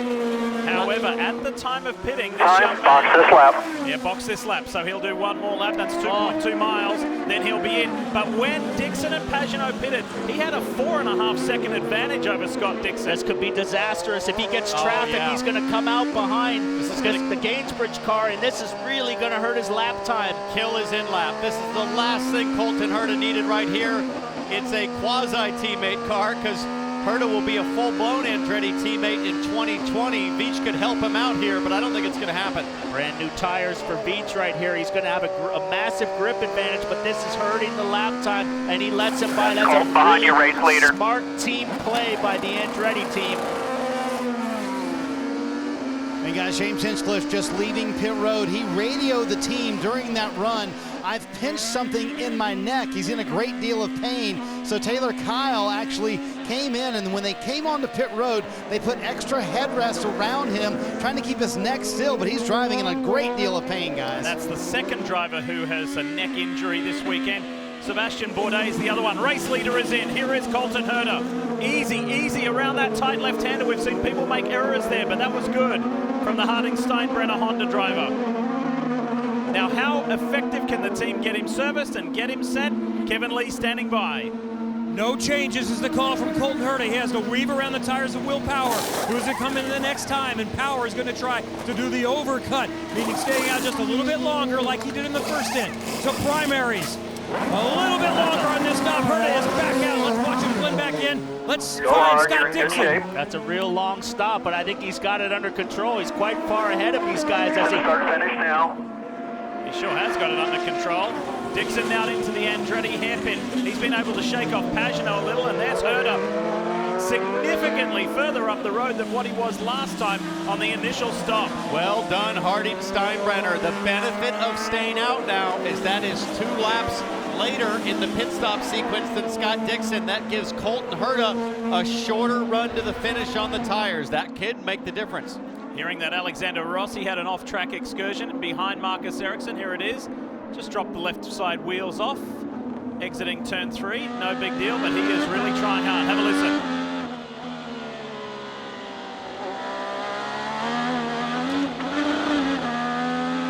Might be more grip off track today, Paul, than on. I tell you what, you keep doing those, it makes the tires go away faster. As we got Will Power, Kevin, coming down the pit lane. He's the last to pit. And it's an easy in for Will Power because Jack Harvey just exited pit lane, so a clean entrance.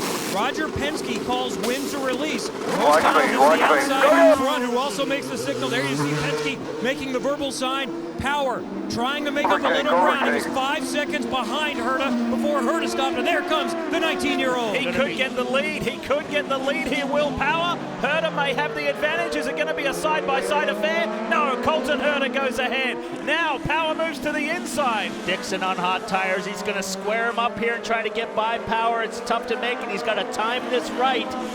Power run down into 5. Power came out of the pits and went hard right like it was a crosswalk, and here comes Dixon to the outside. Breaking Jewel in turn 5. These two guys have history, but that's an awesome pass from Scott Dixon on Will Power. Will Power let his teammate go by? He's out of this championship, and here comes Pagano right up. Pagano has a good shot at winning this championship. Will he let him go? He will. He knows the deal. Will Power's not going to play any interference. He's going to help both of his teammates wherever he can.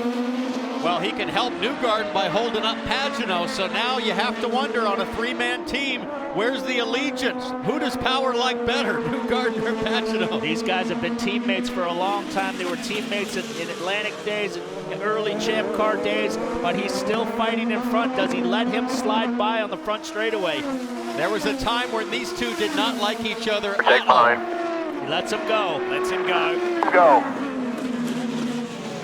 Very straightforward.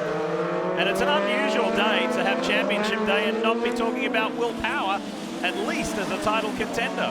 Well, now, for Pagano, Paul, if he gets to that lead, right now he's only 20 points behind Newgarden, who's down in 8th place. So Newgarden probably needs to start thinking about a little more push here to make sure that he stays in that spot. Just a few laps away from the halfway point of the Firestone Grand Prix of Monterey, the championship decider, and Newgarden is still looking good. You're watching the 17th and final race of the 2019 NTT IndyCar Series. Lee Diffie, Paul Tracy, Townsend Bell with you on a beautiful day on the Monterey Peninsula in California, where 19-year-old Colton Herta leads the way over Scott Dixon, Simon Pagano, two of the championship contenders right there on screen. The orange and blue PNC Bank car, and this black, white, and silver DSC Technology Chevrolet for Pagano. They just keep chipping away at each other. Will Power is in 4th. Felix Rosenquist continues to be the standout of this race in many ways, coming from 14th to 5th, and he keeps taking big chunks of time out of those at the front. 49 laps to go, he was 11 seconds back. We got 46 to go, he's only 8.5 seconds back. Rosenquist is coming. He absolutely is, but lead Chevy right here. We've got 2 Hondas up front, but we got Power and Pagano right here chasing them down. That's the Chevrolet driver update. And 3rd place is the highest placed Chevy. Good battle this year, by the way, for the Manufacturers' Championship between Honda and Chevrolet. For these lead cars, Connor Daly backwards in turn 2. Oh, he'll get stuck on that. He's on top of that sausage right there, and it's going to be hard to get enough momentum to get out. Guys, I thought Marco was going to give me room. Told me. Yellow, yellow, yellow. Now let me ask you a question, guys. That's an Andretti car. Is that a staged yellow? No.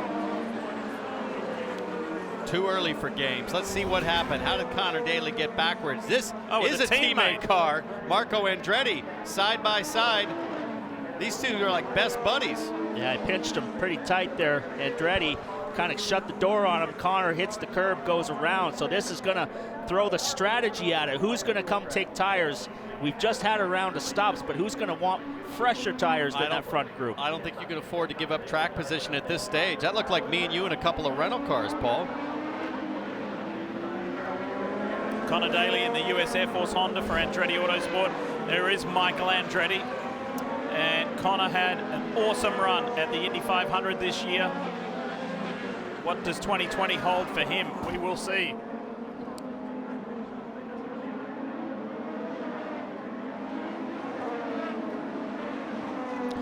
Fog's rolling in. This is going to bring in some cooler temperatures, Townsend, and drop the track temperature as well. So the weather changing and the race is changing complexion as well. First caution of the day. This is going to shake things up. And there may not be some happy people here to see this caution flag fly, because it certainly compacts the field, gives everybody a shot again and a rethink. And look at this.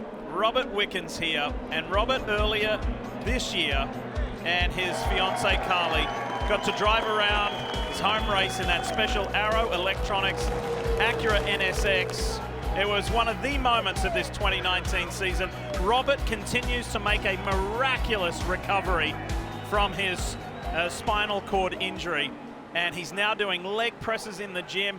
But more important than any of that, he's going to get married next weekend to his longtime sweetheart, and we wish them a very happy weekend, getting married in Indianapolis, and he will achieve his objective. He's going to stand for the vows, and he said, I may not be able to do a whole lot of dancing like I promised Carly, but I'll give it my best. Sheer determination, and we'll see plenty of that here on this restart. Watch that blue number 10 car, 5 cars deep.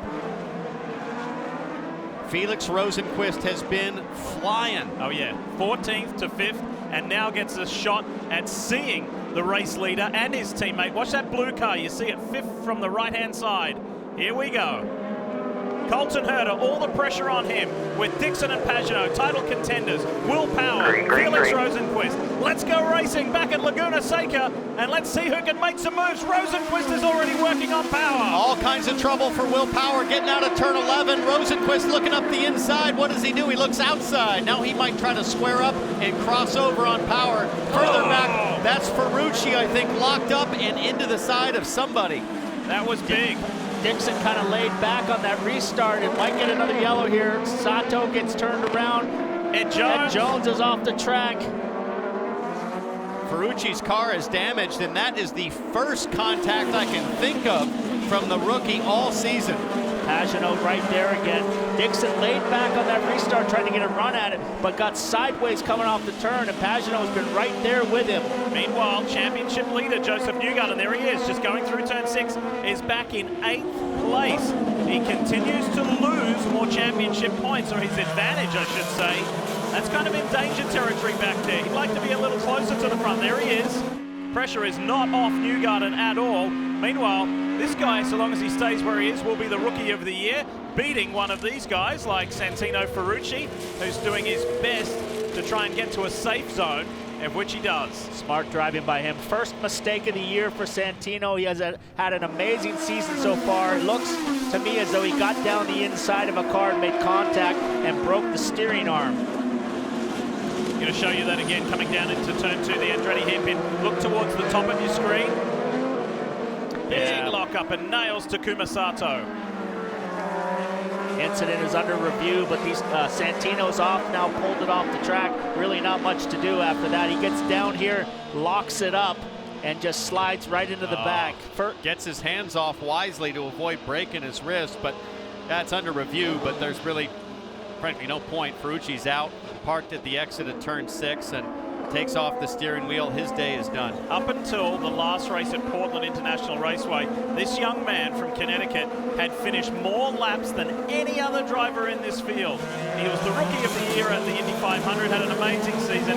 Feel for him that it finishes that way, but he will be remembered for being a contender in his rookie season in the NTT IndyCar Series. Well, he is out now of the Rookie of the Year, and it is down to Colton Herta and Felix Rosenqvist right there. So it's a Harding Steinbrenner Honda that leads the way. Let's go to that camp now with Kevin Lee.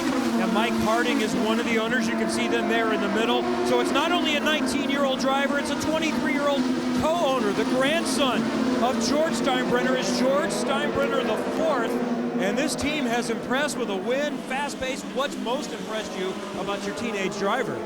His speed, most of all. He's constantly been one of the quickest guys right out of the gate. And his maturity level over the course of the year, the things he's been able to improve on, testing the limit, finding the limit, and I think it's shown so far today. He's driven a veteran race so far. Are the tires okay? That's what his challenge was at Portland, and for any young driver, making them last. Can he do it? He's done so pretty well for the first 2 stints, and we're looking forward for that to happen now. And then I think if we stay out in front after the last round of pit stops, I think we'll be in good shape to take it. And this team is a full-on partnership with Michael Andretti's team next year for 5 cars. That's George Steinbrenner IV. Over to Jan. And we look at the 22, Simon Pagenaud. You just saw him in the back of the shot there, closing in on the back of Scott Dixon. Just spoke with his strategist, Kyle Moyer, who said, we didn't actually want that caution. We felt that if we did a longer run, that we'd be able to wear Scott Dixon down. So now they're hoping that this will turn into a long run. Pagenaud now, of course, within 20 points of the championship lead, Marty. John, it's a bit of a tenuous time for his teammate Joseph Newgarden, struggling with the race car right now. Tim Cindric several times has said, hey, we've got to have more pace, bud. And he's come back and said, we don't have the rear tires to do it. I just can't get the rears to hook up. So while he sees his teammate Simon Pagenaud sitting in third, trying to get the lead, Newgarden struggling right now to hang on to 8th. This is interesting, Lee. Sure is, and he is wedged between Alexander Rossi. There is Rossi in the blue and yellow Napa Honda, and James Hinchcliffe behind. Graham Rahal, by the way, has got himself into the top 10. Good work there. Telling you right now, Townsend, Pagenaud is playing on the offense. Newgarden's team playing on the defense, and when you're looking at the clock in a title fight, you could run into trouble. You bet. Colton Herter in command. He's led 48 laps of this race. That's almost half the total race distance. What a day. And we're enjoying what is proving to be an interesting championship deciding race here at WeatherTech Raceway, Laguna Seca. Now this man here, as you saw at home, you didn't miss anything in that non-stop commercial. Zach Veach in the Gainbridge Honda got beaten up on one lap by multiple drivers. Well, with NHL starting, the hip check is in season, and he certainly got used up with the hips here. This is 3 wide into the corkscrew. Sato laced, and look at Veach with the big old slide. Manages to keep it in good shape, and he's tired of being hit. He's like, man, I don't want any part of more contact. Be right on board with Veach. Look at Sato. On the curb, bounces up the curb, through the dirt. And prior to that, on the same lap, got hit by Spencer Piggott down in the Andretti hairpin. So a rough lap for Zach Veach, who's down in 21st position. This is Max Chilton and Marco Andretti going at it. This is for 12th place. Chilton holds that position. Spoke to Max. He said all is not finalized, but all is looking pretty good for him to do the same in 2020 as what he did this year. That is all the road and street course races plus the Indy 500. Decent day for Max Chilton. Qualified 10th, running 12th right now.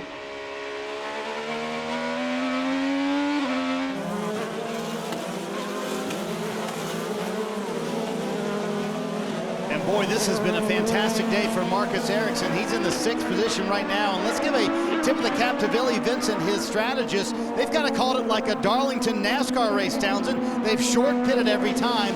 It's given them fresher tires sooner than everybody else, and it gives them track position, but then he's able to hang on to it. So I'm wondering, hey, if you're one of the championship contenders, would you look at the playbook that Seven's kind of laid out today and say, hey, maybe I should pit early in this last window and see if I can gain some track position? Hitting early sounds great, but it only makes your life more difficult towards the end of the stint. We really don't have the answer yet, Marty, because nobody has run more than about 21 laps on their tires so far.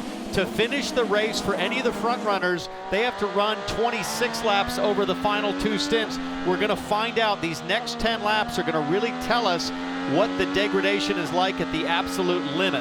Some recent radio from Alexander Rossi's team and car. Have a listen. How's the car? It's rear limited on entry. Copy. Do you want to keep the front wing on the next set or go back? Probably go back. So he says it's rear limited on entry, which means it's loose getting into the corner. When he brakes, it wants to lock the rears a little bit and have turn-in oversteer. And as the stint goes on, based on his last run, the rears totally wore out and he lost the drive off the corner as well. So you see the Firestone telemetry. It sounds like they added wing on a stop. They're going to back out that front wing change for the last run to the finish. We're at lap 58. I would expect everybody to make their last stop at around lap 65, 66, but I think somebody will come in early and try to luck out by putting the others in the danger zone, Paul. Yes, Pagenaud continuing to stalk the back of Scott Dixon. Pagenaud was pitted just a touch earlier than these guys and done the undercut. We're coming to about 30 laps to go, which is still a long way in this race to finish out. Herta moving out a little bit, just got a little bit of breather on Dixon. All right, you guys, if you were Simon Pagenaud, would you do it?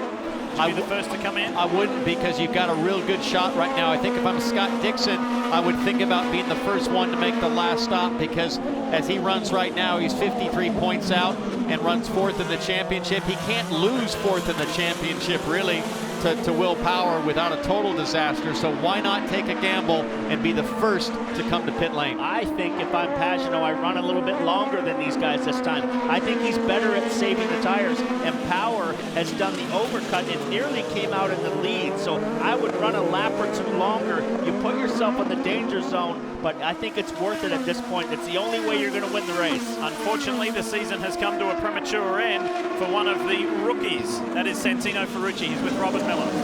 A rookie who had a great season, Lee, and came out of nowhere, Rookie of the Year at Indy. And I just told you, rookies are supposed to make lots of mistakes. You only made 1 in 17 races. What happened? Yeah, you know, it's tough with this track and the restarts, and we were running a lot of front brake bias, and I made a mistake. I forgot to reset it, just trying to catch up during the caution, and you know, we struggled a lot on the black stint. We were much better on red tires, and you know, I feel bad for Sato. I just locked up the tires right in the initial part of the brake zone, and I kept trying to pump the brakes to get them to unlock, and I just couldn't get it out of the way, and I knew I was going to hit him. I just tried to hit him as square as I could to not do any damage, and unfortunately I broke the upper upright in my car. You made a lot of fans this season, young man. Give yourself a grade. Oh man, I don't know. After that, it's tough. You know, I just want to go in the off season and work on everything that we learned this year and come back even stronger next year. So. All right, we'll see you in 2020, Lee. Robin, thank you. Yep, he's got a lot to think about in the off-season, but a lot to be satisfied with from a year that saw him yield 3 fourth-place finishes, narrowly missed a podium. Meanwhile, speaking of rookies, here's Felix Rosenqvist, who would win the Rookie of the Year title if points and positions stay as they are. He's in the top 5 at the moment overall in this race. And another rookie leads the race. That's California's own Colton Herta. He's 1.5 seconds out in front to the good. Earlier this year, towards the end of March, it was a special, memorable, actually unforgettable day for Colton Herta and the sport of IndyCar as well. With his dad, Brian, there, Colton became the youngest ever winner in IndyCar Series history at the age of 18.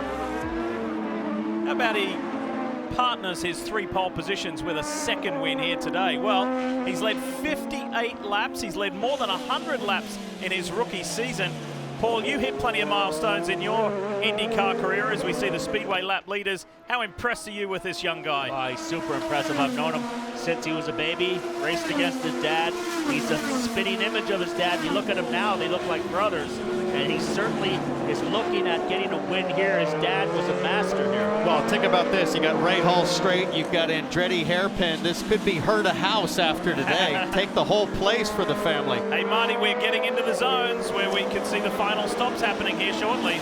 We're closely. Pit stops that could decide a championship. And a moment ago, Joseph Newgarden went to wheel 1, meaning full power inside the number 2 car. Tim Cindric said that's fine, but don't worry about it right now. We've got a couple of spots of cushion right here where they're at. So they're sitting in 8th. They know their teammate Pagano is in 3rd. So interesting position right now for Joseph Newgarden. And yeah, you're right, Lee. Stops coming in the next 2 to 3 laps. Takuma Sato and Zach Veach just coming off pit lane. What that does is it puts everybody else in the danger zone. If a yellow did come out, Sato and Veach would go right to the front. And Sato's done that before. Where did that happen earlier this year? He pitted early, got lucky. Was it Gateway? Yeah, Gateway where he won. Yeah. So these guys have done their final stop. If a yellow comes out now, these guys will cycle to the front of the field, and here comes Rosenqvist. Rosenqvist is in the pits. He's going for it. And he's in position right now, if he can maintain that 5th place spot, even if Herta wins the race, to be able to win the Rookie of the Year. He has to weave in around Brian Hunter-Reay's crew. Marcus Ericsson behind him is also in the pit box. We're going to see the leader the next time by. Colton Herta's team is set up. Solid last stop for Felix Rosenqvist. The only problem for Rosenqvist is he's going to come out right around Jack Harvey and some of those other guys, so he's got to make lap time on the outlap. No, Harvey's already come to pit lane, it looks like, along with Hunter-Reay, Piggott, Mateus Lace, so that's good news for Rosenqvist. Herta has done a good job on this stint managing the tires. He's starting to check out on Scott Dixon. He's pulled out to a 3-second lead. So as he comes down the hill, the pit lane entrance is right down at the bottom of the hill here. He's got a nice little buffer if they have any issue on the pit stop. There's the gap and there's the pressure. So you come if you're Colton Herta? Yes, you come in. You take the insurance policy. You don't want to get caught out. Here comes Dixon right behind him. Pagano's going for the overcut. Pagano's got to lay down a seriously fast lap. He's got clear road. Can he make the overcut happen, Kevin? Here's the top two making what should be the final stop of the season. Colton Herta is trying to make it a second race win as a teenager. Alexander Rossi is also coming down pit lane. Dixon, unlikely to be able to win the championship because Newgarden is still in the race. He's back out. Meanwhile, Alexander Rossi making his final stop, trying to get it done to be able to get something happening. Marty, what do you see as Newgarden releases? Championship leader Joseph Newgarden already left his pit stall, had asked for more rear grip, saying the car just didn't have rear grip towards the end of that run for Newgarden. Out on the primary tires again for that 2 car. We'll see where it cycles out. They're going for the early side of the window. We'll see if it gains him any track position. Came in running 8th. I'm not really sure 1 lap is enough to do it. If I'm Page, I go for 2 fast qualifying laps, lay down some wicked times, and I think you beat these guys out. Meanwhile, potentially the race-winning secure move from Harding Steinbrenner to get Colton Herta in, protect against the yellow, and here comes Pagano.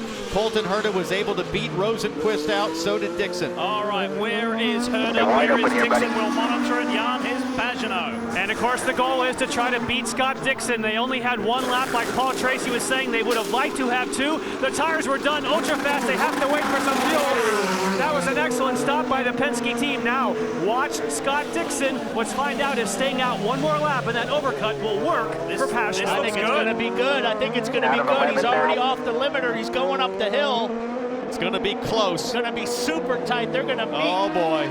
Watch Pagano go driver's right as hard as he can when he comes out of the pit lane. He might beat Dixon. He might get Herta. Close for the wheel as they come out. Now he's got to hold off Dixon on hot tires, but he's got to go for it now. Dixon's going to have a shot going to turn 5. And defends. Defends through turn 4. Now what Simon Pagano got to keep Scott Dixon out of it here.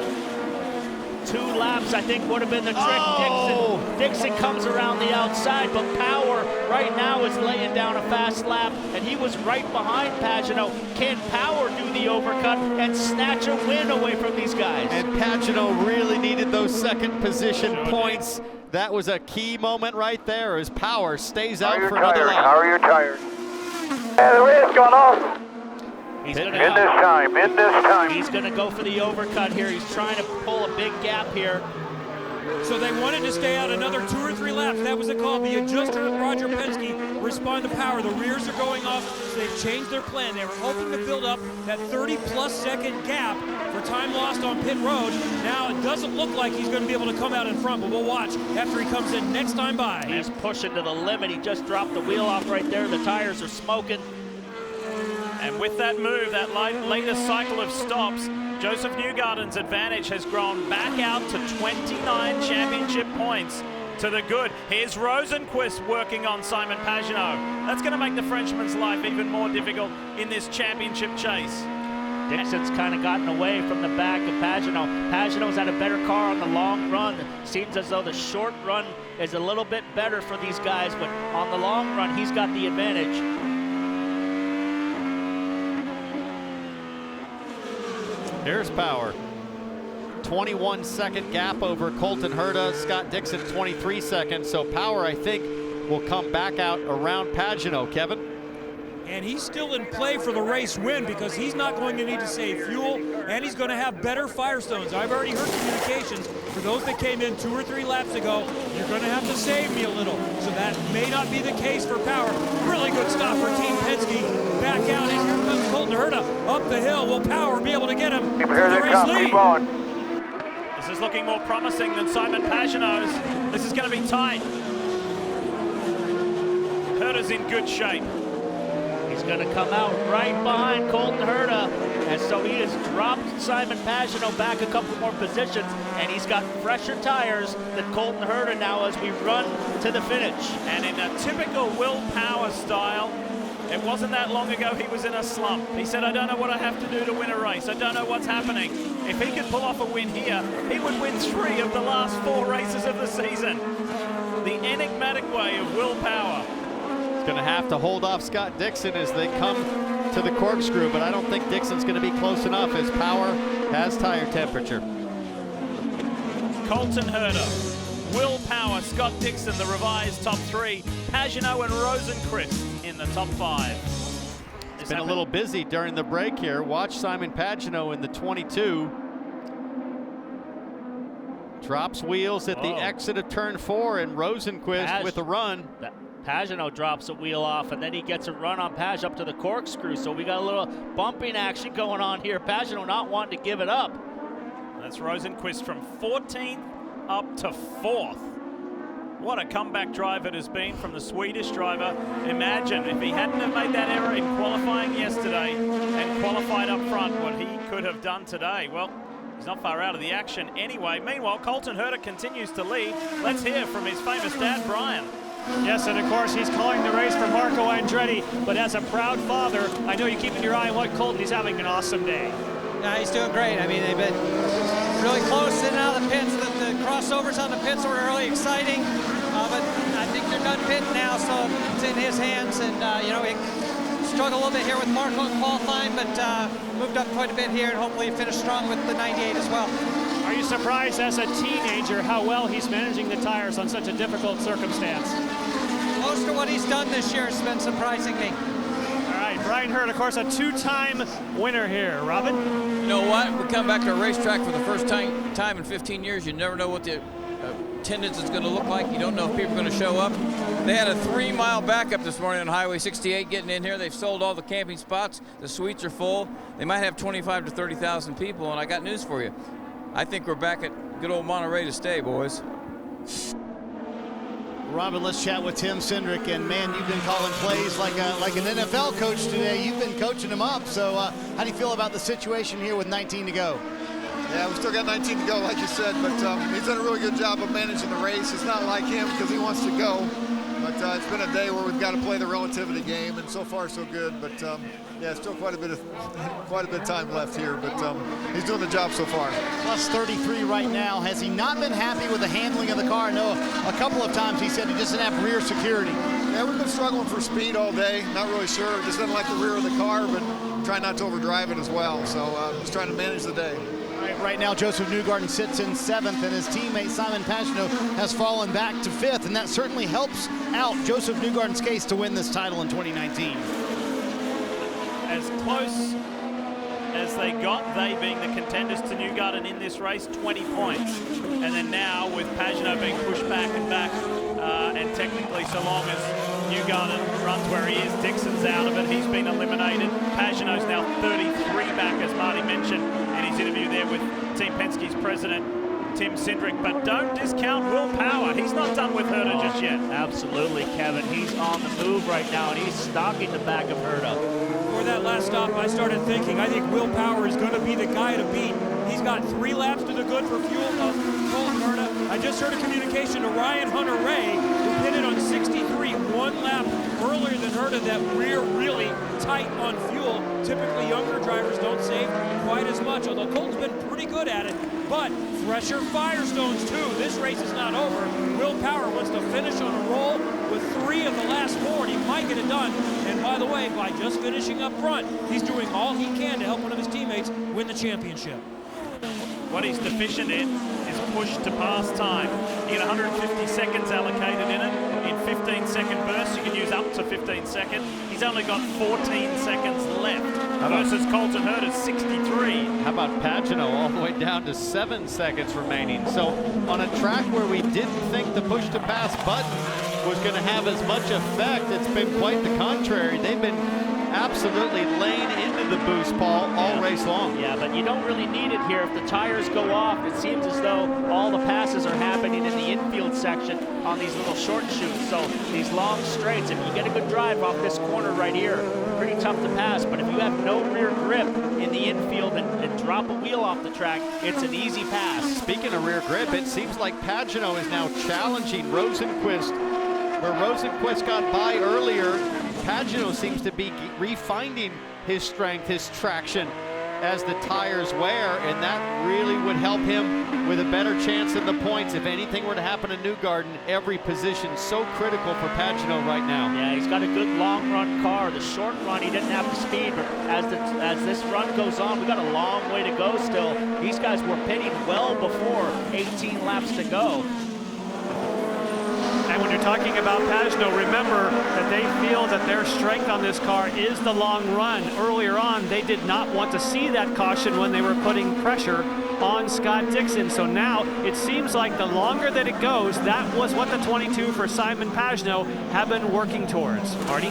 16 to go. Joseph Newgarden in position to win the 2019 championship. I asked Tim Cindric and Roger Penske a few weeks ago, where have you seen Joseph grow the most? They said in his patience and how he's managed races. And you heard Tim mention that a moment ago, how he's managed the race today. He hasn't tried to be the fastest car. They haven't had the fastest car, but he's managed the race correctly. There were a few trip-ups, Townsend, during the year, like Mid-Ohio, and one you pointed out was St. Louis, but Pagano going to go for a spot here around Felix Rosenqvist, but Joseph Newgarden showing the patience this year of a champion. In super deep, super clean pass. He's got the car coming back forward on those tires. That was a beautiful pass. Really well done. Rosenqvist tried to ride the outside groove to make it stick, but Pagano just kind of opened up the apex a little bit, forced Rosenqvist to run even wider, and he has the position now within 29 points of Newgarden. Pagano is going to the front. He's not giving up.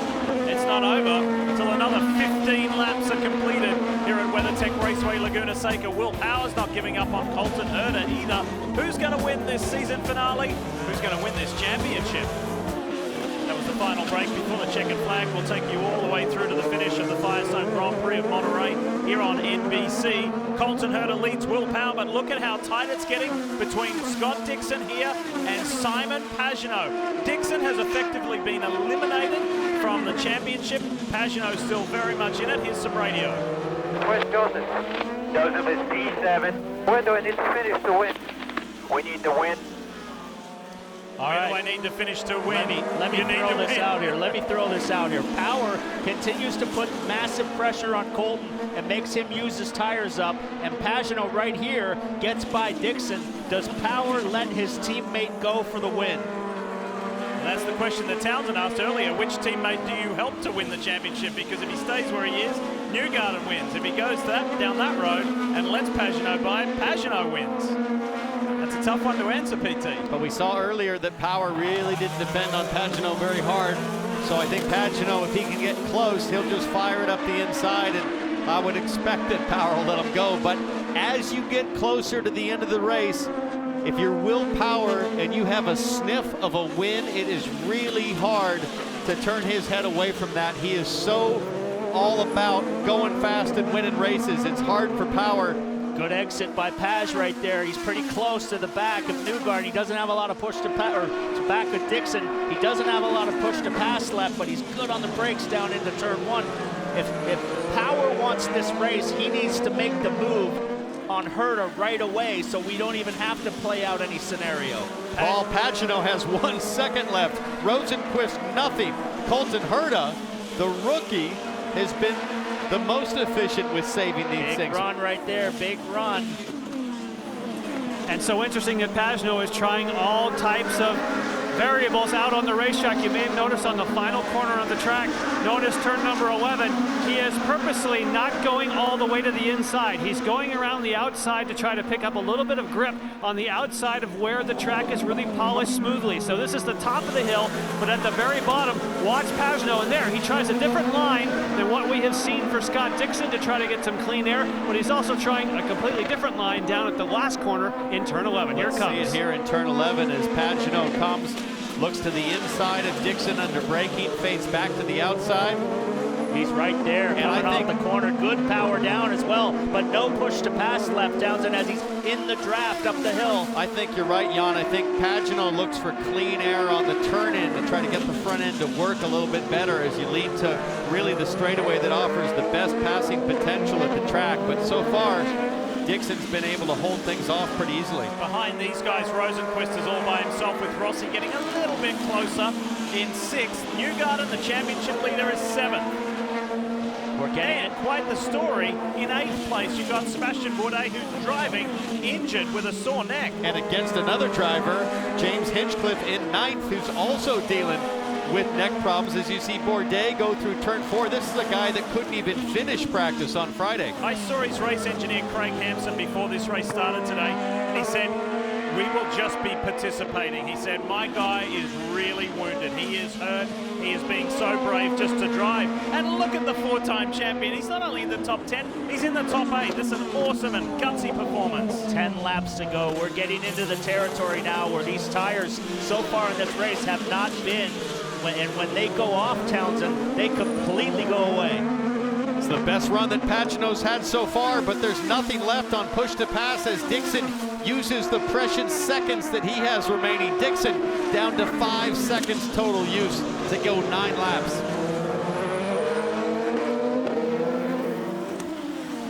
Lots of pressure still from Power on Herta. Tons of pressure from Pagenaud on Dixon. Here's the thing with Herta. Just sitting.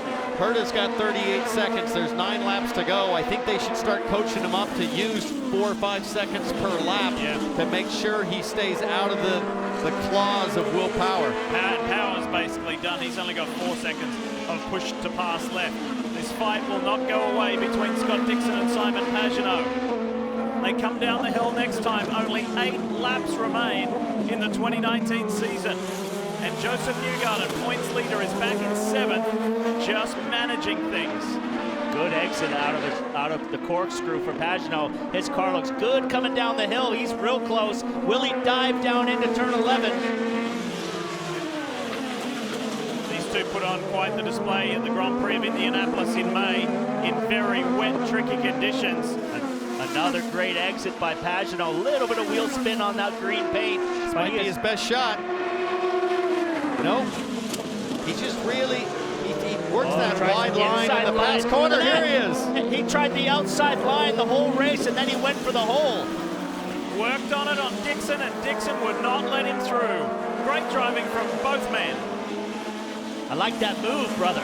Well, they're running so wide down in turn 2, a lot wider than we did last weekend in the IMSA race. We were all over the apex curbs, and it just invites you to take a lunge. As Pagenaud took the invitation, I thought there'd be contact. Watch this. The door is wide open at the apex, and Pagenaud gets in there, gasses it up, goes for the hole, makes contact right there. If you get in there a little bit further, you've got the corner. Will Power second, continuing to chase. Colton Herta. Kevin, tell us more. I know you've been with the team. So I wondered if they're doing a big-time fuel save and not using push to pass. Brian Barnhart calling strategy. The team president said, no, he just doesn't need it right now. We're saving it for later. He's okay on fuel. It's not super save. They're saving some, but they can get to, without any extreme circumstances, the end of this race. Dixon has lost contact with the leaders. His tires, I think, are done. We got 7 laps to go. These guys are checking out on him. I think he's hanging on for dear life. Dixon continues to run a really wide line down in turn 2, but Pagenaud just kind of patiently stalking here, but I don't think he can be too patient with 7 laps to go. He needs to make a move if he has any shot of pulling off a championship upset. Pagenaud radio from a few moments ago. Here it is. Okay, keep the pressure on him. Just as a reminder, the team cannot afford a yellow here, but keep the pressure on. We cannot afford a yellow. And that is a reminder that if you got a yellow, it would put the team in jeopardy with Newgarden under attack on a restart, I think is what that means, Paul. They don't want a yellow to come out and have Newgarden potentially lose it all. And Newgarden is in danger of losing a position to Sebastian Bourdais, who seems to get stronger and better as the race goes on. Pagenaud's not letting Dixon get away. Look at this, through turn 10. Final corner, turn 11 coming up. This fight has been fascinating. Don't forget Mid-Ohio, where Scott Dixon was under threat from his teammate Felix Rosenquist, but through some sort of miracle, Dixon figured out how to hold off his competition even when his tires are fried. He is so clever at finding a way to make it really hard on the trailing car. He's riding the cushion around turn 1 and 2. Pagenaud looking every single way possible to get by. They are backing up to Rosenquist now. 6 laps to go. That's all in the 2019 season. Again, Newgarden is 7th, and he's got plenty of points. He's ahead by 29. There he is in the Hitachi Chevrolet. He's done everything he needs to do, and he's now trailing Bourdais. So change that to 8. That brings the championship lead back down to 25. And this is how the Sealmaster Honda driver got it done. It looks like he just let him go by, guys. He's still driving from the ear and listening to everything that Cindric tells him to do. You're watching the clock. You're in the hockey game and looking at the clock. And Tim Cindric has delivered so much good information to Joseph Newgarden this season that's allowed him to be the points leader, and I think that's only made Newgarden trust his team boss on the wall. Oh, big run here. Nice run out of the corner for Simon Pagenaud. These guys don't have any push to pass left. Will he make that inside move deep on the brakes? He goes for it again, look. And he's there, almost. Same as 2 or 3 laps ago. That was closer to being a yellow on that time. 5 laps remain, that's all. When you got a car like Dixon's got right now, 5 laps seems like an eternity. His rear tires are completely gone. Joseph Newgarden is listening to the orders of Tim Cindric on what to do. Well, he's got a 5-second gap over Hinchcliffe, so no immediate pressure. He can literally cruise to the finish, Marty. And they did tell him to let him go. And as the laps wind down, the tension and the nerves rise here in the Newgarden camp. You can see his family on the far left, his fiancee Ashley, his mom Tina, and Grandma Karen Rasmussen, who is at just her 2nd ever race. Trust me, Newgarden wants to win the title. He would love to win it for Grandma, who's here this weekend. Now Colton Herta's team has given him instructions to start using the button. He's used 13 seconds over the last 2 laps. He has 25 seconds remaining. Will Power with 4 seconds. I love the resilience of these guys who came into this as championship contenders, like Alexander Rossi. He's not giving up. In this battle diff with Scott Dixon and Pagenaud, Rossi and Rosenquist are closing, so things are going to get very interesting here in the last few laps. And Will Power, speaking of closing, Paul, he's all over the back of Herta. Yeah, he's closing ever closer. We're getting 4 laps to go. Next time around will be 3. He's got to make a move here pretty soon. Colton has done a great job in the second half of this race, maintaining the tire grip. He struggled a little bit first stint, but right now he's got Power under control. Will Power almost threw it off there at the exit of 6. The gap grows by about a 1/10 or 2. Think about this. At Circuit of the Americas earlier in the year, it was that man there who led the first 45 laps of the race before a transmission issue that handed the lead and the win of the race to the guy he's chasing. So he'd like to get that one back right here today. And coming to the line, there will be just 3 laps to go. Will Power runs way wide. He missed the apex, locked it up a little bit, and has lost a big gap there. Could that have finished it off for him?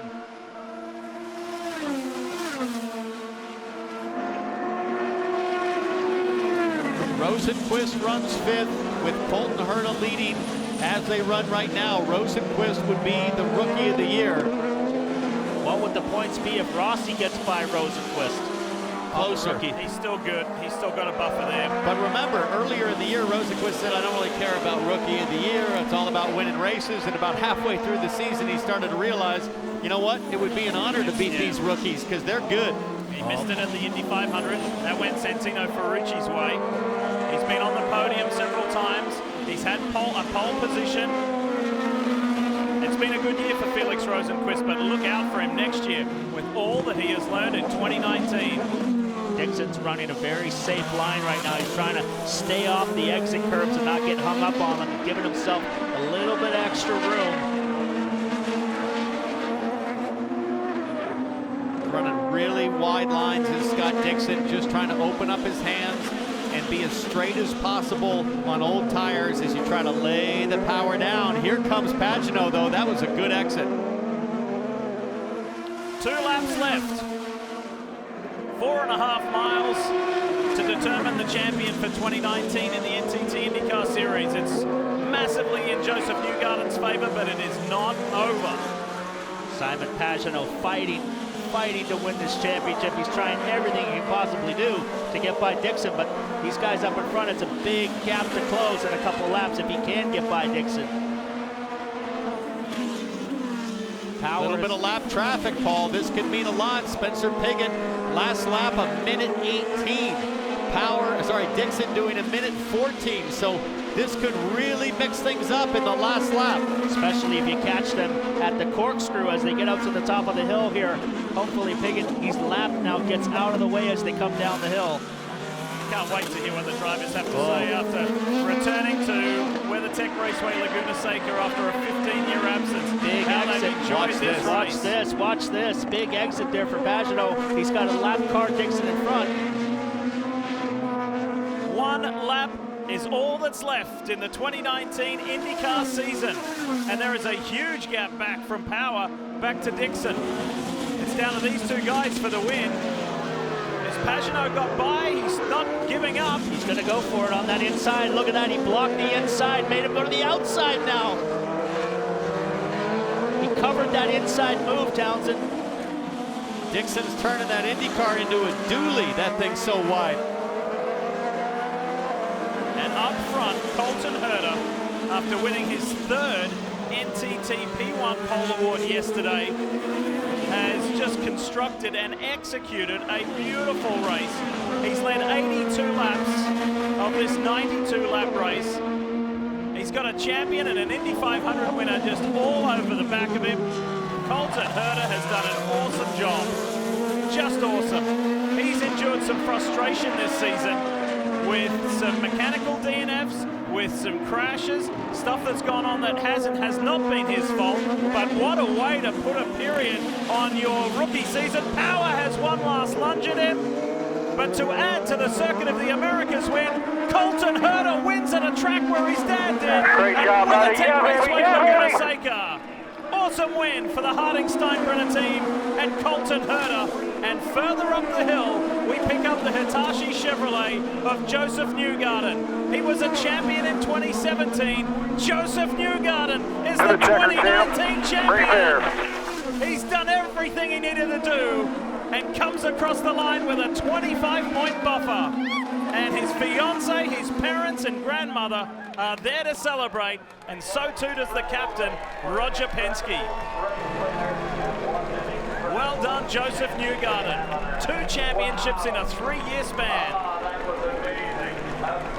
And while it wasn't the most sensational day for Newgarden on track, he did everything he had to do. He had the support of his team, great information, great coaching from Tim Cindric, and another crown. And another crown for Roger Penske. He's been highly successful at this track. This will be his 6th win, I believe, here. And great job, Joseph. Competitive cars all the way through the field. 16th championship for the captain. And 4th in the last 6 years.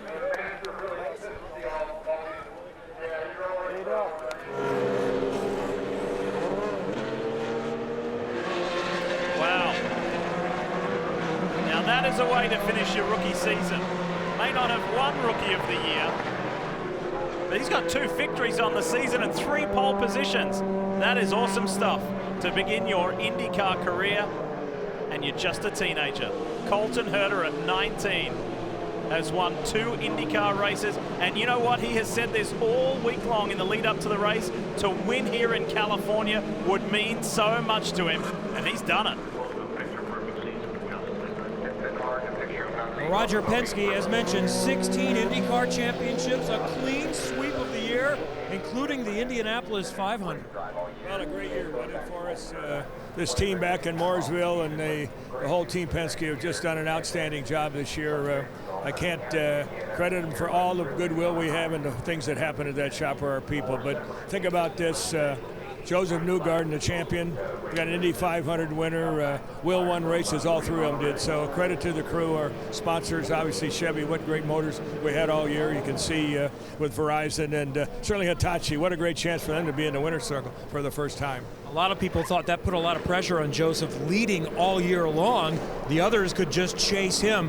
What do you make of what he was able to do to win championship number 2 from the front all year? Well, I think that he held up. You know, obviously he was talking to him this morning. He was little butterflies, but overall he's a real pro, a great driver, and I can't thank him enough for his hard work. Congratulations. Let's go to Marty now and watch the champion climb out to celebrate. Joseph Newgarden sitting, kind of enjoying the moment. He can't believe it. You see the hands on the helmet, pulling the steering wheel. The team is here to congratulate him. Tim Cindric still doing media interviews. Roger Penske not over here yet, obviously. He's up there with you, Kevin. And Joseph Newgarden climbed in to this car this morning as a one-time series champion. He'll climb out as a two-time IndyCar champion. Will Power, his teammate, coming by to give a congratulations.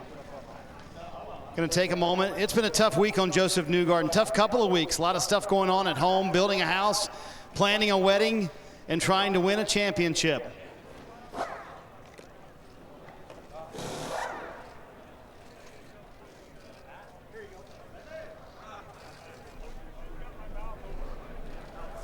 Got to make sure the hat is sized correctly.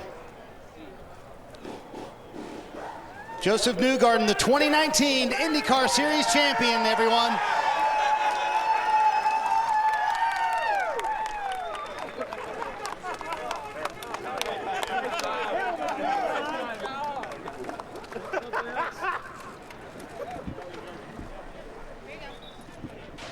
How about that, the stage dive from the race car, and high fives and hugs for everyone here on the race team. Tim Cindric gonna come in and give him a hug. Tears flowing down his face. Man, I was so pissed earlier. Talking about how mad he was to have to drive a car that wasn't really handling the way he wanted it to handle today. Boy, Joseph, that's not the way you want to win a championship. I know. How tough was that for you, kind of managing this race versus going all out? Man, it was. I was so pissed earlier. I thought we were throwing it away, but we were trying to think of the team there. Obviously, we're trying to divide and conquer, and they just did such a great job, this group all year long, and I didn't want us to throw it away at the end, do something silly. But man, they called a great race, and I tried to be as smart as I could today. I'm just so proud of everybody. Team Chevy's done a great job. Won the Indy 500 obviously with Simon, which has been fantastic, and then to win the championships is, I think, as much as you could ask for in the year. So I'm just so thankful to the team, and we had such a great group. Everybody, not just on the 2-car, but our entire team is amazing at what they do. So thank you to Hitachi. They just signed on for a new multi-year deal, so this is big for us, man. We got to try and do more, but I'm so happy. I was crying that whole lap, so I'm glad it's over. I'm so glad this is over. Your fiance Ashley's right here. Your mom Tina as well.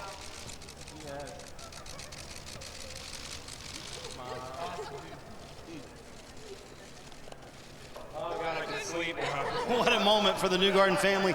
Yeah, you told me about that. You said it's been a draining year, and at times you took on too much this year. Why was this year so stressful for you? It's been a lot this year, but I've had the best people around me, just taking care of everything. So I couldn't ask for more than what I have, and it's just amazing to be able to win races and drive for this team. It's been my dream since I was a kid, so I'm just really thankful, man, for everyone that's done everything for me. You're now a 2-time IndyCar champion. That puts you in elite category, Joseph. We'll let him compose himself. And obviously the emotions of the moment for the family. We'll have the formal presentation of the trophy a little bit later. The Astor Cup, been around a long time. Joseph Newgarden will claim it for the second time, Kevin. What emotion from Joseph Newgarden, the young American, and another young American got it done today. 2 stories. The race itself, as we see Joseph Newgarden being congratulated by his boss, a legend in motorsport himself, in Roger Penske. And this young man, 19-year-old Colton Herta, got it done with so many needing to win the race to win the championship. How did you keep them behind you? I don't know, really good strategy. We had to save a little fuel at the end. It hurt us a little bit, but we were really quick. What was the ability to keep the tires behind you and under you? That's so challenging for young drivers. How did you make them last the whole way?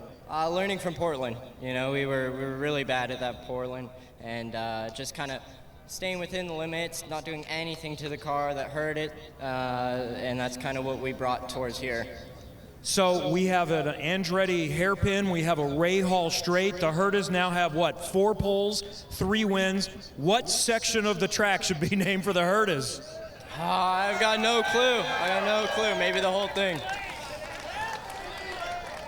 Your dad almost won in his first race. It took a pass that now would be deemed illegal to keep him from victory lane. You've won in your first. Let the whole season sink in. You've won twice with 3 poles. You're barely out of high school. Yeah. So no partying for me tonight. But no, it was so cool to be here with this team and the engineers, the mechanics, the PR, the managers. So everything just went so smooth today, and just throughout the whole season we've been learning really well. Next year, you are officially a member of the Andretti Autosport family, bringing your team with you, with George Steinbrenner IV and Mike Harding. What's possible in year 2 as we look ahead? Hopefully a championship run. Yeah.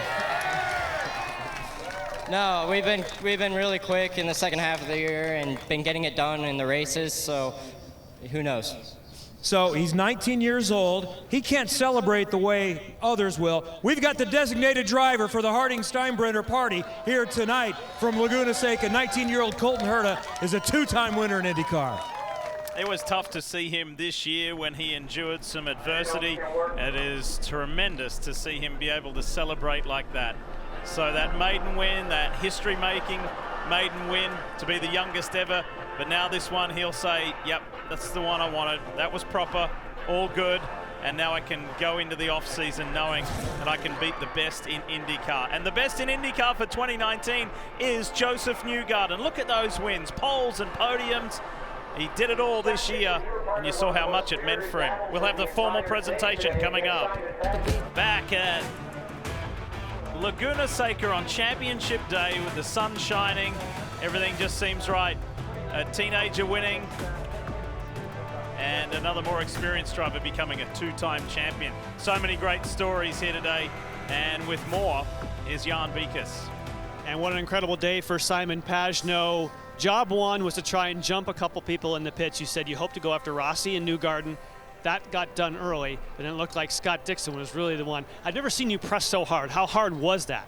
Yeah, I mean, I knew if I unlocked Dixon, I had a chance in the championship because I really had a lot of pace in the car, but behind I was using up my tires. That's why I was backing off sometimes to cool them down and re-attack. But yeah, he didn't make it easy, that's for sure. But we tried. You know that he's a racer, I'm a racer, and that's what we have to do. We're racing at the end, and I think Josef was the best all season long. He's been the most consistent. He deserves it. I got the 500. You know, that's he can't be disappointed with that. Finished second in the championship. I think, quite frankly, I think it's been my most complete season, and also the season I had the most fun. So I'm proud, very proud for the 22 team, for DXC Technology, Minaz. You know, the support that they provide me and the relationship I have with these guys is it's like family. So I'm very proud for Tim Penske, everybody in North Carolina for the work that we've all done. Yeah, it's been an amazing season. Congrats to Joseph. Yeah, we'll see what we can do next year, but it's going to be hard to top off. You mentioned family, and you were one of the first to go down and congratulate Joseph. What did you say to him? Like I said, he was the most consistent. He deserves it. He's a tremendous racer. Makes us all of us together with Will and Joseph, we make each other better every sessions, and it's a lot of fun. It's tough competition, but it's a lot of fun. And today the goal was to bring it for Team Penske, so whether it was going to be me or him, in the end we were both in a position to do it, so we accomplished. And in terms of family, I just want to say hi to Grandpa Bob. You know, get better soon. We'll see you in a bit. All right, we moved up one position, and now is a Penske 1-2 in the championship. All smiles around from the Indy 500 winner. Robin? Alexander Rossi came in second place, 41 points down, drove as hard as he could, but you said earlier this year, 2 wins aren't going to win the championship, and you ended up third, 33 points behind. Yeah, it's the way it goes. We started on the used Firestones to see. We knew ultimately the guy we were racing was Scott. So we knew we had to win the race. So we went opposite of them on tire choice on the grid. And it was a gamble. We made the decision this morning that if we were going to go for it, we'd rather finish third than finish second and be complacent. So it's the way the chips fell. But nonetheless, I think 27 Jody Honda crew had some highlights this year, and ultimately we just weren't good enough. So we need to regroup and work hard this offseason. The whole thing is, when you look back at this season, 33 points, and you had some great drives to Elkhart Lake and Long Beach when you just kicked everybody's butt. It just looked like the thing wasn't as strong the last third of the year. Yeah, yes and no. I mean, we were on the podium in Toronto and Portland, but we didn't have the pace at some of the races that we think we should have based on last year. Pocono was obviously a big hit for us, but it's the way it goes. It's a 17-race championship. Joseph was better than us. He led it all year, so I guess it's at the end of the day, you have to admit that it's the right person that won. All right, Mr. Excitement will be back next year, Lee Diffie. So third this year, Robin, for Alexander Rossi. Second last year. There's one place left that he wants to be. And there's today's winner, Colton Herter. What a year it's been for the rookie. The 2019 NTT IndyCar Series has come to a close with plenty of good stories. A rookie winning and a two-time champion crown. Everybody's got their own stories to tell Jan Beekes, haven't they? What was Scott Dixon's? Well, I have to ask him about the story about racing with Simon Pagenaud, because that was something else to finish this race. Was that fun from your seat? Not the last 5 laps, definitely not. I think, the times that I had to get Will and, Simon around the outside in turn 5, that was fun because we were making the pass, but definitely very frustrating, I think, with, just the deg that we had on the black tires. The red tires, I wish we had actually ran, longer, but you could definitely see with some of the drivers that had 2 sets of new reds, were able to definitely march through the field. But, big thank you to PNC, everybody in the crew this year. It's been a crazy championship, to come up only, sort of 60 points back when we've had so many, DNFs and mechanical failures, bodes well. But big congrats to Joseph on his second championship. Thank you to Simon Pagenaud on those last few laps for keeping it clean. I definitely crowded him quite a bit on that last lap, into turn 2. But hopefully we made an exciting race, which a lot of people I thought, thinking coming here to Laguna was not going to be much fun. But it was definitely a very, very tough race for me today. And to finish on the podium was huge. And also for Scott Dixon, Kevin, he scored points for Honda, and they secured the Manufacturers' Championship. Kevin? Jan-Felix Rosenqvist is the 2019 NTT IndyCar Series Rookie of the Year. He's the NTT data driver. You needed to secure at least 6th. You got 5th. With a lot of anger from yesterday from qualifying, how did you have the right level of red mist to get it done today? Yeah, I think that's the right word. It was the right level. It was kind of a tricky race because there was a lot of drag going on. You could still pass, but you kind of needed to have limited attempts because every time you try to pass someone, you can just feel your tires get worse. So yeah, it was a really interesting race on the long term, and got by Pagenaud there for 4th towards the end, but then he managed to get me back. I kind of ran out of push to pass, but yeah, it was a really fun race going from the back. Really good job to my whole team. I mean, they've been faultless all year. The pit crew especially, they just haven't done any mistake all year. Big thanks to them, NTT Data. Finished 6th in the championship as well, so that's not too shabby for sure. Yeah, I can't wait for next year. Well done. From 14th to 5th today, the Rookie of the Year, Felix Rosenqvist. So much to be happy about, so much to celebrate, and these fans are ready to celebrate the formal presentation of the NTT IndyCar Series champion coming up. You heard Joseph Newgarden, the 28-year-old from Hendersonville, Tennessee, say earlier in the show, I dreamt to drive for Roger Penske. He did, and he became a champion straight away. Well, then, just 2 years later, he is a champion again, leading almost 500 laps on the season, almost twice as many as the next closest. 4 wins. What a season to celebrate. And here crowning him will be Marty Snyder. Marty? Well, Lee, on a beautiful day here at Laguna Seca, it's time to hand out some hardware, including the lovely Astra Cup, over 100 years old. Joseph Newgarden will claim that for the 2nd time coming up in just moments. But first, we want to hand out the Manufacturers' Championship for 2019. And to do that, we'll call up IndyCar President Jay Fry to the stage. Jay, come on up. Jay made his way down from race control literally moments ago. And also winning the championship in the manufacturer title this year is Honda Performance. We'll call up Ted Klaus, the president of Honda Performance Development. See you, Jay. Congratulations. Fantastic season, Ted, for Honda. Yeah, it's amazing. So to all the amazing HPD associates, to all our strong partner teams, we're so proud to defend the Manufacturers Championship again in 2019. Honda, the Manufacturer Championship for 2019. Congratulations, Ted. These guys take some pictures.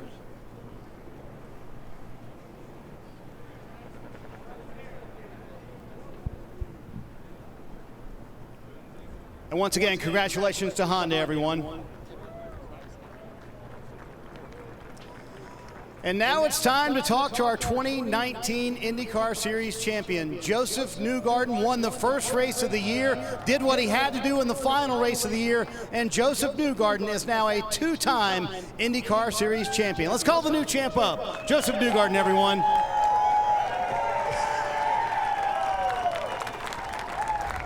What a scene this is. I mean, you've got your crew here, but we've got hundreds of fans here to congratulate you. As if there haven't been enough high fives so far, right? Congratulations. How have the last few minutes been soaking all this in? Those are my boys right there. You have no idea. They got my back.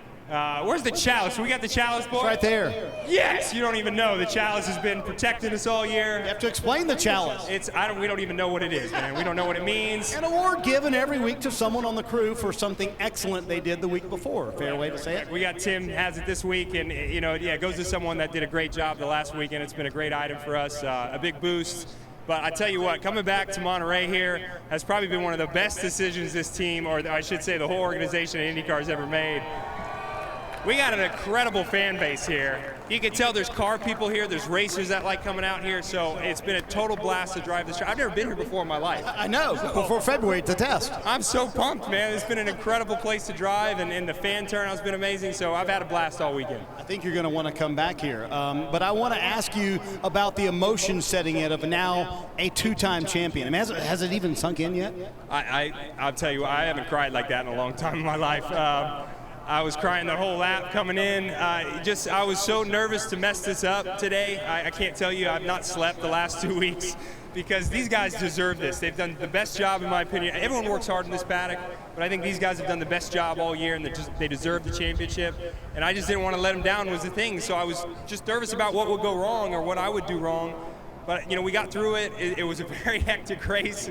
I didn't know where it was going halfway through it, and I got very nervous myself again.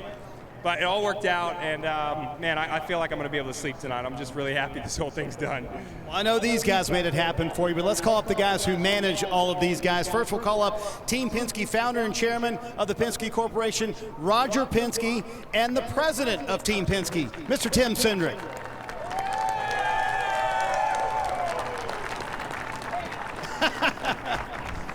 High fives are the theme of the day. Roger's giving high fives.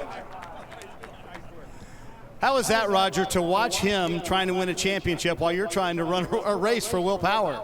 Well, I'll tell you, it was planned. I got to thank Cindric. We said he's got to shadow Rossi, and we had to go out and try to win the race, and that's what it came up to. But what a champion. It's a credit to all our people that back at the shop that do so much for us. And to me, to be here, I raced here one of my last races back in the 60s. Hadn't changed much, just a great crowd. So thank you, fans, for being here. We've got a great champion here, and we'll be back next year. These fans are unbelievable here. Let's get Tim Cindric in here. Man, you coached that entire race. I don't know if you've ever coached more in a race, Tim. Oh, I don't know. I learned from the best. But, no, I think it was a great team effort. It's not just one. It's not just this one team, but it's all of them. When you look at the fact that all three of them have been champions, and they've all worn that champion's hat. But today it was Joseph's day for sure. All right, it's time to hand out some hardware. So hang around for a minute. This is going to take a little bit, okay? You got nowhere to go, right? Let's call up Kurt Bruns, the Vice President, Motorsports Division for Jostens. I believe he has a championship ring for you, Mr. Newgarden. Yes, sir. Kurt, I'll let you do the honors. You look good, great, brother. Man. Love it. This is the theming we need right here. On behalf of our 5,000 employees, we couldn't be more proud to present you with your championship ring. Thank you, sir. Number 2, Joseph, that's a heavy one. It's bigger than the one in 2017, so that's cool. It's number 2. Thank you very much. I appreciate it. Yeah. Thanks, sir. Thank you, Kurt. We're not done yet. The big piece of hardware, it's time to hand that out. Let's call up Akira Shimada, the Senior Vice President, Executive Vice President for NTT, and also the CEO of Holman & Company, Mr. Mark Miles.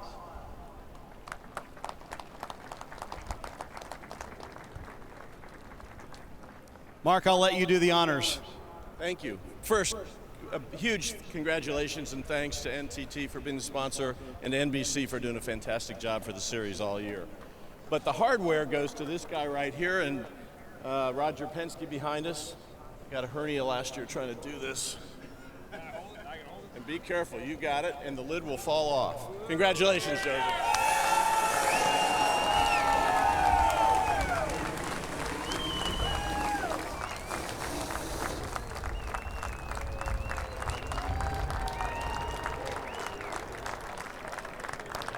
For the second time in his career, Joseph Newgarden gets to hold the Astor Cup, and that is, number one, a trophy with a lot of history behind it, but it means a lot to you, I know. Well, I think Tim put it best. It takes a lot of people to make this happen, and it's not just the 2-car guys, but the 12 crew, the 22 crew. We work as an entire team.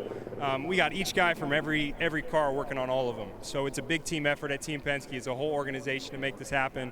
Team Chevy, I have to thank Team Chevy. They have done an amazing job this year, winning the Indy 500 and now winning the championship. I mean, Chevy Power has not let us down. I'm just telling you, they've done an amazing job working with us. And Hitachi's been like my good luck charm. I can't thank them enough.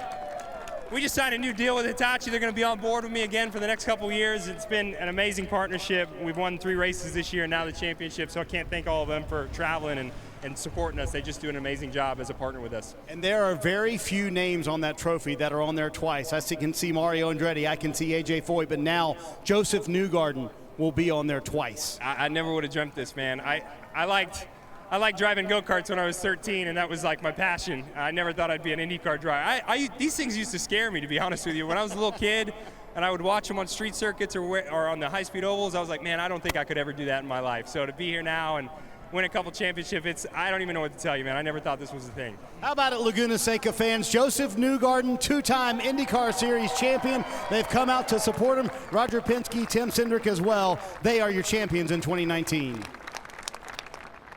Thank you, Marty, and that really took some management. It took some savvy behavior to get that done. And when we come back, a couple of championship-winning drivers in their own right, Paul Tracy, Townsend Bell, will share their thoughts on the champion and the 2019 racing year. Back in a moment to wrap it up from California. Thousands and thousands of hours of work, millions of dollars, all go into this. The pursuit of perfection to become a champion. And look at that, Joseph Newgarden, his new engineer there, and Gavin Ward, who's been part of a Formula One World Championship winning team. Now he's part of an IndyCar Championship winning team. And speaking of winning, 19-year-old Colton Herta led the pack pretty much all day long. 83 of the 90 laps, he was in front. Look at that. His dad has won here twice. Now he puts his name on there, and even before the green flag flew today, he said, racing with the Herta name at Laguna Seca means so much. Well, how about now being a winner? Terrific job all day, all weekend from Colton Herta. What a great way to cap off his rookie season with authority here in a track that means so much to his family. Before I forget, Paul, I want to say well done, Sebastian Bourdais and James Hinchcliffe, driving in significant pain, both finishing in the top 10. Here are the points for you and where everybody finished, who made a late surge, who didn't. PT, what are your thoughts on the season? My thoughts are Newgarden, deserving champ, many more championships to come. And let's not forget, I think that this championship was a lot more physically and mentally challenging than the first one. We can't forget that he had surgery on his jaw earlier in the season, a lot of problems with that, and he's powered through for his second championship. You saw there, Colton Herta dragged himself all the way up into 7th in the final points. That's impressive, but it was all about team today. This used to be Penske Racing, but they call it Team Penske for a reason. He knows the power of people. Yeah, they got it done again. Congratulations to Roger Penske, Tim Cindric, Joseph Newgarden. Coming up, except on the West Coast, is your local news. And later tonight, it's Sunday Night Football. The Rams at the Browns. Coverage begins at 7 o'clock Eastern with Football Night in America. On behalf of our entire NBC Sports crew who travel thousands and thousands of miles each and every year all over the country and up to Canada, thanks for watching and congratulations, Joseph Newgarden. Lee Diffie and Townsend Bell with you for the Honda Racing Race Review on the season finale at WeatherTech Raceway Laguna Seca, where 19-year-old Colton Herta won the pole position with the NTT P1 award, led this 24-car field to green, and he stayed there, leading 83 of the 90 laps to grab in convincing style, holding off Will Power for his second win of the season. Now, Townsend, that's a way to end your rookie year. No question. On a picture-perfect day here in California, Colton Herta was perfect. He held off a 5-time champion at the start. He managed his tires all day long. And on a track that has locations like Andretti Hairpin and Rahal Strait, Herta laid claim to the whole house. He's calling it Herta's house going forward. Yes, he joins his father, Brian, as a winner here at WeatherTech Raceway Laguna Seca. He's part of a very strong Honda family. Honda clinches the manufacturer's title, and he can rest easy in the off-season. He's off to be a full-time member at Andretti Autosport.